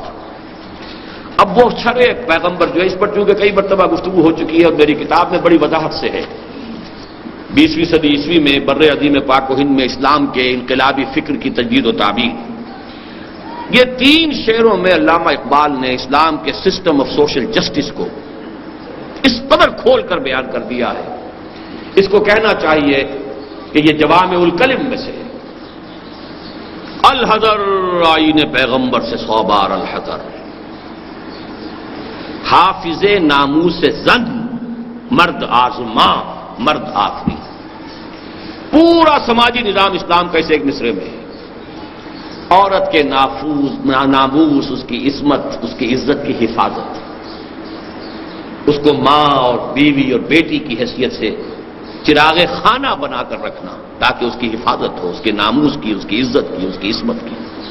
یہ سارا نظام پردے کا، اور یہ سارا نظام سیگریگیشن کا، یہ سارا نظام ستر کا، حجاب کا، عورت کی عزت اور آبرو کی حفاظت۔ حافظ ناموس زن مرد آزما مرد آفری، مرد کے اوپر، مرد کے لیے چیلنج ہے کہ زندگی کے کٹھن کام تمہارے کرنے کے ہیں، عورت کے کرنے کے نہیں ہیں۔ معاش کمانا تمہارا کام ہے، اس کا کام نہیں ہے۔ بچے وہ پیدا کرتی ہے، تم نہیں کر سکتے، لیکن یہ کہ اس کی خدمت، اس کی دیکھ بھال، اس کی ذمہ داریاں ادا کرنا تمہارا کام ہے۔ اسے بھی تم لا کر کھڑا کرنا چاہتے ہو فیکٹری کے اندر، اور اس کے اوپر وہ مشقت بھی ڈالنا چاہتے ہو۔ بہرحال اگر اس کی کوئی بہت ایمرجنسی ہو تو بات دوسری ہے۔ مرد آزما مرد آفری، جو بھی مردانگی کے اوصاف ہیں وہ پیدا ہونے چاہیے۔ مرد کو اپنے حصے کا کام کرنا چاہیے، عورت کو اپنے حصے کا کام کرنا چاہیے۔ موت کا پیغام ہر نوع غلامی کے لیے۔ نوٹ کر لیجئے کہ سب سے پہلی جو خرابی بیان کی گئی تھی غلامی، اور پہلے مشیر نے بھی یہ کہا تھا، ہوئے غلامی میں پختتر اس سے ہوئے غلامی میں عوام۔ اور میں وہ نظم بھی آپ کو بتا چکا ہوں، آہ ظالم تو جہاں میں بندہ محکوم تھا، میں نہ سمجھی تھی کہ ہے کیوں خاک میری سوزناک، الحذر محکوم کی میت سے 100 بار الحذر۔ یہ الفاظ وہاں بھی الحذر کے ساتھ اس نظم کے اندر بھی، محکوم کی میت سے 100 بار الحذر۔ کوئی کسی غلام کی میت جو ہے میری گود میں نہیں آنی چاہیے، نہ کوئی فقفور و خاقہ نہ گدائے رہنشین۔ موت کا پیغام ہر نوع غلامی کے لیے۔ کونوا عباد اللہ اخوانا، حاکمیت اللہ کے لیے ہے، تم تو سب کے سب بندے ہو، غلام ہو، اللہ کے بندے بن جاؤ، غلام بن جاؤ۔ تیسری بات کرتا ہے دولت کو ہر آلودگی سے پاک و صاف۔ آلودگی سے پاک و صاف کیسے ہوگا؟ حرام سے نہ کمائی گئی، سود سے نہ کمائی گئی، زمینداری سے اور جاگیرداری سے نہ کمائی گئی، جوئے اور سٹے سے نہ کمائی گئی۔ دولت جو ہے یہ تو پھر آلودگی ہے، یہ تو ناپاک دولت ہے۔ پہلی بات تو یہ کہ جو آ رہا ہے وہ پاک ہو، کرتا ہے دولت کو ہر آلودگی سے پاک و صاف، اور منعموں کو مال و دولت کا بناتا ہے امین، کہ تمہارے پاس اس آلودگی سے پاک و صاف دولت بھی جو آئی ہے اسے اپنی ملکیت نہ سمجھو، امانت سمجھو کہ یہ اللہ کی امانت ہے تمہارے پاس۔ اس میں سے جو تمہاری ضروریات ہیں وہ تمہارا حق ہے، اور جو زیادہ زائد ہے وہ دوسروں کا حق ہے۔ فی اموالہم حق للسائل والمحروم۔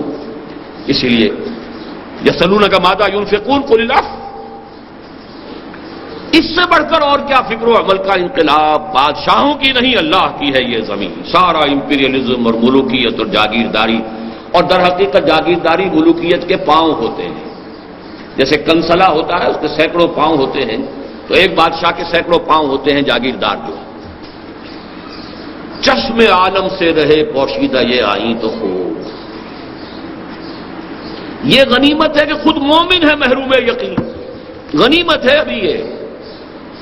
مومن کو اپنی دولت کا پتہ ہی نہیں ہے، اسے یقین ہی نہیں ہے، وہ دوسروں کے پیچھے مارا مارا پھر رہا ہے۔ وہ ثقافت مانگتا ہے کہیں ہندوستان سے اور کہیں انگلستان سے، وہ کوئی نظام مانگتا ہے تو کبھی مانگتا ہے روس سے اور کبھی مانگتا ہے امریکہ سے۔ اس کے پاس اسے معلوم ہی نہیں، محروم یقین ہے۔ اس کے پاس جو کچھ ہے اسے اس کا شعور نہیں، اسے اس کی حیثیت نہیں معلوم ہے۔ یہی بہتر الہیات میں الجھا رہے، یہ کتاب اللہ کی تعویلات میں الجھا رہے۔ یہ لگا رہے الہیات کے جو مسئلے ہیں، فلسفیانہ مسئلے ہیں، اور کتاب اللہ کی تعویلات آگے پیچھے۔ اب اس ایک شعر کی جو ہے یہ گویا کہ اگلی بند میں، آخری بند میں شرح ہے۔ توڑ ڈالیں جس کی تکبیریں طلسم شش جہات، ہو نہ روشن اس خدا اندیش کی تاریک رات۔ یہ آخری اب اس کی ہدایات ہیں اپنے ان تمام جو بھی اس کے مرید ہیں اور جو مشیر ہیں۔ پہلا کام تو یہ ہے اس مسلمان اللہ سے ڈرنے والے مسلمان کی رات تاریک ہی رہنی چاہیے، ہو نہ روشن اس خدا اندیش کی تاریک رات۔ اور وہ کس طرح تاریک ہوگی؟ ان مسائل میں الجھاؤ۔ یہ مسائل وہ ہیں جو غلام احمد قادیانی نے اٹھائے تھے اور جس کے اندر ایک بڑا طوفان اس ملک کے اندر جو ہے برپا ہو گیا تھا۔ ابن مریم مر گیا یا زندہ جاوید ہے؟ حضرت مسیح علیہ السلام کا انتقال ہو گیا یا یہ کہ وہ زندہ آسمان پر اٹھا لیے گئے؟ اس پہ طوفان بحثیں شروع ہو گئی۔ ظاہر بات ہے جو ریشنلسٹ تھے، جو سائنٹیفک اور سائنٹیفک ریشنلزم بھی نیوٹن کے دور کا، نیوٹونین فزکس کا، وہ سب بہ گئے اس کے اندر۔ ابن مریم مر گیا یا زندہ جاوید ہے؟ یہ تو اور ایک قدیم مسئلہ ہے، صفات ذات حق حق سے جدا یا عین ذات۔ یہ پرانا علم کلام کا مسئلہ لا ينحل، لیکن اس کی شرح کا اس وقت موقع نہیں ہے۔ آنے والے سے مسیح ناصری مقصود ہے یا مجدد جس میں ہو فرزند مریم کے صفات؟ یہ پھر خالص قادیانی مسئلہ ہے کہ جس کی پیشن گوئیاں احادیث میں ہیں وہ وہی حضرت مسیح نہیں ہوں گے، عیسیٰ ابن مریم جو ناصرہ میں جن کی پیدائش ہوئی تھی، ناظرت، بلکہ یہ تو کوئی ایسے مجدد ہوں گے جس میں ابن مریم کی سی صفات ہوں گی۔ ہے کلام اللہ کے الفاظ حادث یا قدیم، امت مرحوم کی ہے کس عقیدے میں نجات؟ یہ قدیم مسئلہ اسی طریقے سے تھا کہ جو عباسی دور میں پیدا ہوا تھا، قرآن مخلوق ہے یا غیر مخلوق ہے، اور الفاظ جو ہیں اس کے حادث ہیں یا قدیم ہیں۔ کیا مسلمان کے لیے کافی نہیں اس دور میں یہ الہیات کے ترشے ہوئے لات و منات؟ لات و منات دیکھیے اب یہاں پر وہی یہی سارے مسائل اور وہی جو کچھ ہم نے کہ بنا لیا ہے، اصل جن کو توجہات کا مرکز یا ریچولز اور یا یہ الہیات کے یہ مسائل لات و منات۔ کیا نہیں کوئی غزنوی کارگاہ حیات میں بیٹھے ہیں کب سے منتظر اہل حرم کے سومنات؟ تم اسے بیگانہ رکھو عالم کردار سے، خیر اسی میں ہے قیامت تک رہے مومن غلام۔ غلامی کی جو بدترین شکل اس ملک پہ اس وقت آ رہی ہے، نوٹ کر لیجئے، وہ اقتصادی غلامی، مالیاتی غلامی۔ خوشحالی آئے گی، billions and billions of dollars آئیں گے، خوشحالی ظاہری، ہر شخص سود کے اندر جکڑا ہوا ہوگا، ہر شخص کولو کے بیل کے طریقے سے کام کرے گا۔ کولو کے بیل کو بھی کچھ نہ کچھ تو کھانے کو دینا ہی پڑتا ہے، وہ دیا جائے گا، لیکن سارا خون نچوڑ کر جو ہے وہ ورلڈ بینک اور IMF اور ان کے ذریعے سے یہودی لے جائے گا، چوز کر لے جائے گا۔ یہ نظام ہے کہ جس کے ہم گرفت میں پورے طور پر آ چکے ہیں، اور وہی ورلڈ بینک اور IMF کے گماشتے ہیں جو اصل میں اس وقت حکومت کر رہے ہیں۔ ہماری ساری ڈیٹیلڈ اب پالیسیز ان کی بن رہی ہیں۔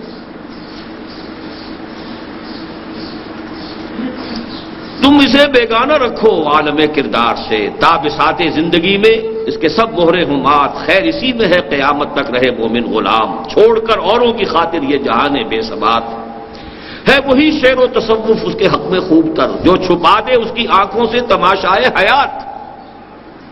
شعر ہو، تصوف ہو، روحانی جو ہے منزلیں طے ہو رہی ہوں اور عروج ہو رہا ہو، تقرب بالنوافل ہو رہا ہے، لیکن زندگی کیا ہے، کیا ہو رہا ہے، کیا معاملہ ہے، کس کا نظام ہے، کس کا قانون ہے، کس کے لیے یہ ساری بساط، اس کا کوئی ہر نفس ڈرتا ہوں اس امت کی بیداری سے میں، ہے حقیقت جس کے دین کی احتساب کائنات۔ مست رکھو ذکر و فکر صبح گاہی میں اسے، پختہ تر کر دو مزاج خانقاہی میں اسے، اسی میں لگائے رکھو۔ باقی یہ کہ کہیں جہاد کی طرف، اقامت دین کی جد و جہد کی طرف، باطل کے ساتھ پنجہ آزمائی کی طرف، حق کا بول بالا کرنے کے لیے سربکف ہونے کی کوئی اس کے اندر کوئی امنگ، کوئی آرزو پیدا نہ ہو۔ ہے وہی تیرے زمانے کا امام برحق جو تجھے حاضر و موجود سے بیزار کرے۔ یہ جو علامہ اقبال کی جو کیفیت ان اشعار کا آخری بند میں آئی ہے، جو کرب ہے اس کے اندر، درد ہے، بظاہر تو بڑا انداز جو ہے شاعرانہ ہے، لیکن واقعہ یہ ہے کہ اس میں جو سوز ہے، درد ہے، امت مسلمہ پر جو تنقید ہے، جو ان کے حالات و قوائف کے بارے میں انہیں اپنے اندر جو بھی رنج کی کیفیت محسوس ہو رہی ہے، اس کا کلائمیکس ہے علامہ اقبال کی نظم ذوق و شوق۔ کس سے کہوں کہ زہر ہے میرے لیے میں حیات، تازہ ہے میرے واردات، کہنا ہے بزم کائنات۔ کیا نہیں کوئی غزنوی کارگہ حیات میں، کب بیٹھے ہیں کب سے منتظر اہل حرم کے سومناس، اور قافلہ حجاز میں ایک حسین بھی نہیں، گرچہ ہیں تابدار ابھی گیسوئے غجلہ و فرات۔ بہرحال اس امید میں جو علامہ اقبال رہے ہیں، میں ایک بات شروع میں جو کہنا چاہتا تھا وہ میں آخر میں اب کہہ دوں کہ علامہ اقبال کا یہ معاملہ جو ہے شاعری کے ساتھ، جیسا کہ میں نے عرض کیا شروع میں گل و بلبل کی شاعری بھی تھی اور وہ فراق اور ہجر کی شاعری بھی تھی، پھر ملی شاعری آئی ہے، آخری دور جو ہے وہ خالص پیغام ہے علامہ اقبال کا، اور اس کا خلاصہ ملخص جو ہے یہ نظم ہے۔ چنانچہ اسی دور میں انہوں نے یہ بھی کہا، مرا یارا غزل خانے شبردن، مجھے تو لوگوں نے خامخواہ غزل خان سمجھ لیا ہے، نغمہ کو جاؤ من کو جا ساد سخن بہانہ ایست، سوئے قطار بھی کشم ناقہ بے زمام را۔ میں نے تو اس کو ذریعہ بنایا، کہاں شاعری، مجھے شاعری سے کوئی تعلق نہیں۔ یہ جو مسلمان قوم ہے کہ جو بکھر گئی ہے، منتشر ہو گئی ہے، قافلے میں اونٹ چلتے ہیں ساتھ ساتھ ایک قطار کے اندر، سوئے قطار می کشم، یہ ناقائیں جتنی ہیں اور یہ جو اونٹ ہیں اور اونٹنیاں ہیں یہ بکھر گئی، منتشر ہو گئی، انہیں ایک قطار میں لانے کی کوشش کر رہا ہوں کہ ایک سینس آف پرپس ہو، ایک ڈیسٹنی سامنے ہو، ایک مقصد ہو، ایک زندگی کا نصب العین ہو، اس کے لیے جد و جہد ہو، اس کے لیے ایک نظم جماعت ہو۔ چنانچہ میں آپ سے آخری بات جو عرض کر رہا ہوں یہ ہے کہ علامہ اقبال نے، میں بلکہ تذکرہ کر دوں کہ ڈاکٹر برہان احمد فاروقی رحمہ اللہ، ابھی زیادہ دن نہیں ہوئے ان کے انتقال کو، انہوں نے اپنی زندگی کے آخری دور میں ایک بہت بڑا احسان کیا ہے ہم پر۔ انہوں نے کچھ خط و کتابت ریلیز کی ہے ایک کتاب کی شکل میں، جو 7 فرینڈز کالونی ملتان روڈ سے مل سکتی ہے، جو آل پاکستان ایجوکیشن کانگریس کا ایک مرکز ہے، اس سے ثابت ہوا ہے کہ بالکل انہی ایام میں جبکہ علامہ اقبال نے یہ نظم کہی ہے، وہ بیعت کے اصول پر ایک خالص دینی جماعت بنانے کی تیاری کر رہے تھے۔ یعنی مسلم لیگ کے لیے جو کام کیا انہوں نے، جس نہج پر کیا، وہ سب کو معلوم ہے، لیکن وہ خط و کتابت جو ہوئی ہے اس کے لیے باقاعدہ بیعت نامہ تیار ہو گیا ہے اور اس کے لیے سارے میدان ہموار ہو چکا تھا، لیکن بعد میں کچھ اپنے ساتھیوں کی طرف سے ان کی کم ہمتی سے بددل ہو کر وہ بات رہ گئی، لیکن وہ پوری تفصیل کہ سوئے قطار بھی کشم ناقہ بے زمام را، کہ بیعت کی بنیاد پر، اور خاص طور پر نفی کی ہے یہ جمہوری ادارے اور اس طرح کی جماعتیں بنانا، یہ بالکل غلط کام ہے۔ اصل طریقہ ہے بیعت کی بنیاد پر، امارت کے اصول پر جماعت بنانا، تاکہ وہ دین کی اقامت کے لیے اس ابلیس کے ساتھ پنجہ آزمائی اس کے بغیر نہیں ہو سکتی۔ ایک ایسی جماعت کہ جو ایک شخص سے بیعت کر کے سم و طاعت فی المعروف کے رشتے کے اندر منسلک ہو چکی ہے، اس کے بغیر ابلیسی قوتوں کا مقابلہ ناممکن ہے۔ وقت اگرچہ زیادہ ہو گیا ہے، میں 15 منٹ آپ کے اور لوں گا آج، پھر دو جمعوں کی چھٹی آپ کو دے رہا ہوں اس کے بعد۔ میں نے عرض کیا تھا 15 دن پہلے یہاں کہ پاکستان میں حکومت کی تبدیلی کا موسم شروع ہو چکا ہے، اور سن 77 کی سی صورتحال شاید جلدی پیدا ہو جائے۔ اب آپ نے دیکھ لیا اس کے شواہد جو آئے ہیں، آج ایک تعلیم یافتہ نوجوان اور ایک باقاعدہ سیاسی عہدیدار، عام کارکن نہیں، اس کی ہلاکت کا معاملہ ہو گیا ہے، اور یہ گویا کہ جلتی پر تیل ڈالنے والی بات ہو جائے گی، اور اس میں وہ سارے اب موجود ہیں امکانات جو ہیں، پوٹینشیلٹیز کے کوئی بڑی تحریک جو ہے اٹھ کھڑی ہو۔ لیکن یہ کہ میں نے پچھلی مرتبہ بھی کہا تھا، اب پھر کہہ رہا ہوں، اب جب یہ ہنگامہ ہوگا، جب شور ہوگا، جب سب کچھ ہوگا، تو اسلام کا نام بھی آئے گا، دین کا نام بھی اچھلے گا، کچھ مولوی حضرات بھی نمایاں ہوں گے، کچھ ان کے جو بیانات بھی ہیں وہ شہ سرخیوں سے آئیں گے، لیکن اچھی طرح سمجھ لیجئے کہ نظام کا بدلنا اور شے ہے، چہروں اور ہاتھوں کا بدلنا اور شے۔ اگر اس فرق کو ملحوظ نہیں رکھیں گے تو بہت سے ساتھی ہوتے ہیں اپنی سادہ دلی میں، اہل الجنت بلغن، وہ سادہ دلی جو ہے ان کی سادہ دلی میں وہ پھر بہہ جاتے ہیں ان چیزوں کے اندر۔ ہمارا معاملہ یہ ہے کہ ہمیں اپنی پوری توجہ مرکوز کرنی ہے اس ابلیسیت کے مقابلے کے لیے ایک منظم قوت فراہم کرنے کی۔ باقی تو سب اس کے مرید ہیں، وہ کوئی بھی ہو، اس وقت جو بھی سیاسی عنصر اس ملک میں ہے وہ امریکہ کی گرفت سے باہر جا سکتا ہی نہیں۔ کوئی انقلابی قیادت کے جو لوگوں میں مرنے کا مادہ پیدا کرتے ہیں، اور بہت بڑی تعداد میں مرنے والے لوگ، اس کے بغیر نہیں ہوگا۔ تو اس کو اپنے ذہن میں رکھیے، اپنی توجہات کو ادھر ادھر بھٹکنے نہ دیجیے۔ ایک میں نے پیشن گوئی اور بھی کی تھی، اس وقت بھی کچھ ہلکی سی خبر بھی تھی ملاقات کی، لیکن آج وہ بیان بھی باقاعدہ مولانا نورانی میاں کا آ گیا ہے کہ نواز شریف صاحب کے ساتھ اتحاد ممکن ہے۔ میں نے کہا بھی تھا کہ یہ نیچرل الائنس ہوگا، اور میں ویلکم کرتا ہوں، اب بھی ویلکم کرتا ہوں، نے بارہا کہا ہے کہ اصل میں جو ماضی کے جو بھی ایک تقسیمیں ہمارے ہاں تھیں اس کے اعتبار سے جو بریلوی مکتب فکر کے علماء ہیں یا ان کے جو سیاسی حضرات ہیں ان کو مسلم لیگ کے ساتھ ہی رشتہ جوڑنا چاہیے، اسی کے ساتھ تعلق اختیار کرنا چاہیے، تاکہ جو بھی ہمارے ہاں سیاست ہے اس میں جو بھی ایک استحکام پیدا ہوا ہے اس حوالے سے کہ اب ایک مضبوط جماعت مقابلے میں ہے۔ جو غلط نظام ہے جو چل رہا ہے اس نظام کو تو کم سے کم جو اس کے اصول ہیں اس کے مطابق چلایا جائے، تو اس حوالے سے ٹو پارٹی جو ایک صورت بن چکی ہے ہمارے ہاں اسی کو رکھنا چاہیے۔ باقی یہ کہ بقیہ مذہبی جماعتیں کیا کریں گی، وہ ملی یکجہتی کونسل کا تو ایک گویا کہ بڑا حصہ اگر اس طریقے سے کٹ جاتا ہے تو مجھے پہلے بھی کوئی امید نہیں تھی، اب بھی کوئی امید نہیں ہے کہ کوئی بھی انتخابی اتحاد مذہبی جماعتوں کا ہو سکے، واللہ عالم۔ ایک بات سپریم کورٹ کے فیصلے کے بارے میں عرض کرنی ہے کہ میرے نزدیک نہایت خوش آئند بات ہے۔ جو جدید ریاست کے 3 پلرز ہوتے ہیں ان میں ایک اعتبار سے کہ دستور کی کسٹوڈین ہوتی ہے جوڈیشری، تو اگرچہ عملی حصہ ایگزیکٹو کا زیادہ ہے، عملی حصہ جو ہے وہ لیجسلیچر کا زیادہ ہے، لیکن اس میں توازن قائم کرنا یہ در حقیقت جوڈیشری کا کام ہے۔ اور یہ ادارہ ہمارے ہاں بالکل برباد ہو گیا تھا، اس کی جو بھی پریسٹیج ہے وہ ختم ہو چکی تھی، اس کی توہین و تذلیل ہو چکی تھی، اس کا تقدس سارا پامال ہو چکا تھا۔ تو میں سمجھتا ہوں کہ یہ بھی در حقیقت ہمارے اور بھارت کے حالات میں جو مشابہت ہے اس کی ایک علامت ہے کہ وہاں پر بھی جوڈیشری نے ایک طریقے سے جو ہے وہ ایک بغاوت کی ہے، اور یہاں پر بھی انہوں نے جو فیصلہ دیا ہے اس سے یہ کہ ان کا بھی ایک اپنی سیلف ریسپیکٹ بھی بحال ہوئی ہے اور عوام کے اندر بھی اعتماد بحال ہوا، اگرچہ اس سے جو اندیشے ہیں اب شریعت کورٹ کے وغیرہ کے، یہ چیزیں میں پہلے بھی کہتا رہا ہوں کہ یوز لیس، ایبسولوٹلی میننگ لیس، یوز لیس انسٹیٹیوشنز ہیں یہ۔ چند مولویوں کو بہت اچھی اچھی تنخواہیں وغیرہ ملتی رہی ہیں، اللہ اللہ خیر صلی اللہ، اس کے سوا کچھ نہیں، اس کا کچھ حاصل نہیں ہوا ہے۔ اور یہ سارا کام جو ضیاء الحق صاحب نے کیا تھا انفاؤنڈڈ تھا، بنیادیں تھی نہیں، اور غلط سلط انٹ شنٹ جو ہے وہ دستور کے اندر ادھر سے ادھر ادھر سے ادھر کر دیا، حالانکہ سوچ سمجھ کے کوئی بات ہوتی تو جو چیز اس کے منافی تھی اس کو نکالتے، لیکن وہ نہیں، بس وہ ایڈہاکزم جو تھا کہ وقتی طور پر اپنی حکومت کو چلانا ہے جتنا بھی لمبا چل جائے، تو اس کا جو ہے وہ نتائج سامنے آ رہے ہیں، دیکھیں گے جو بھی اللہ کو منظور ہو۔ اقول قولی ھذا واستغفر اللہ لی ولکم ولسائر المسلمین والمسلمات۔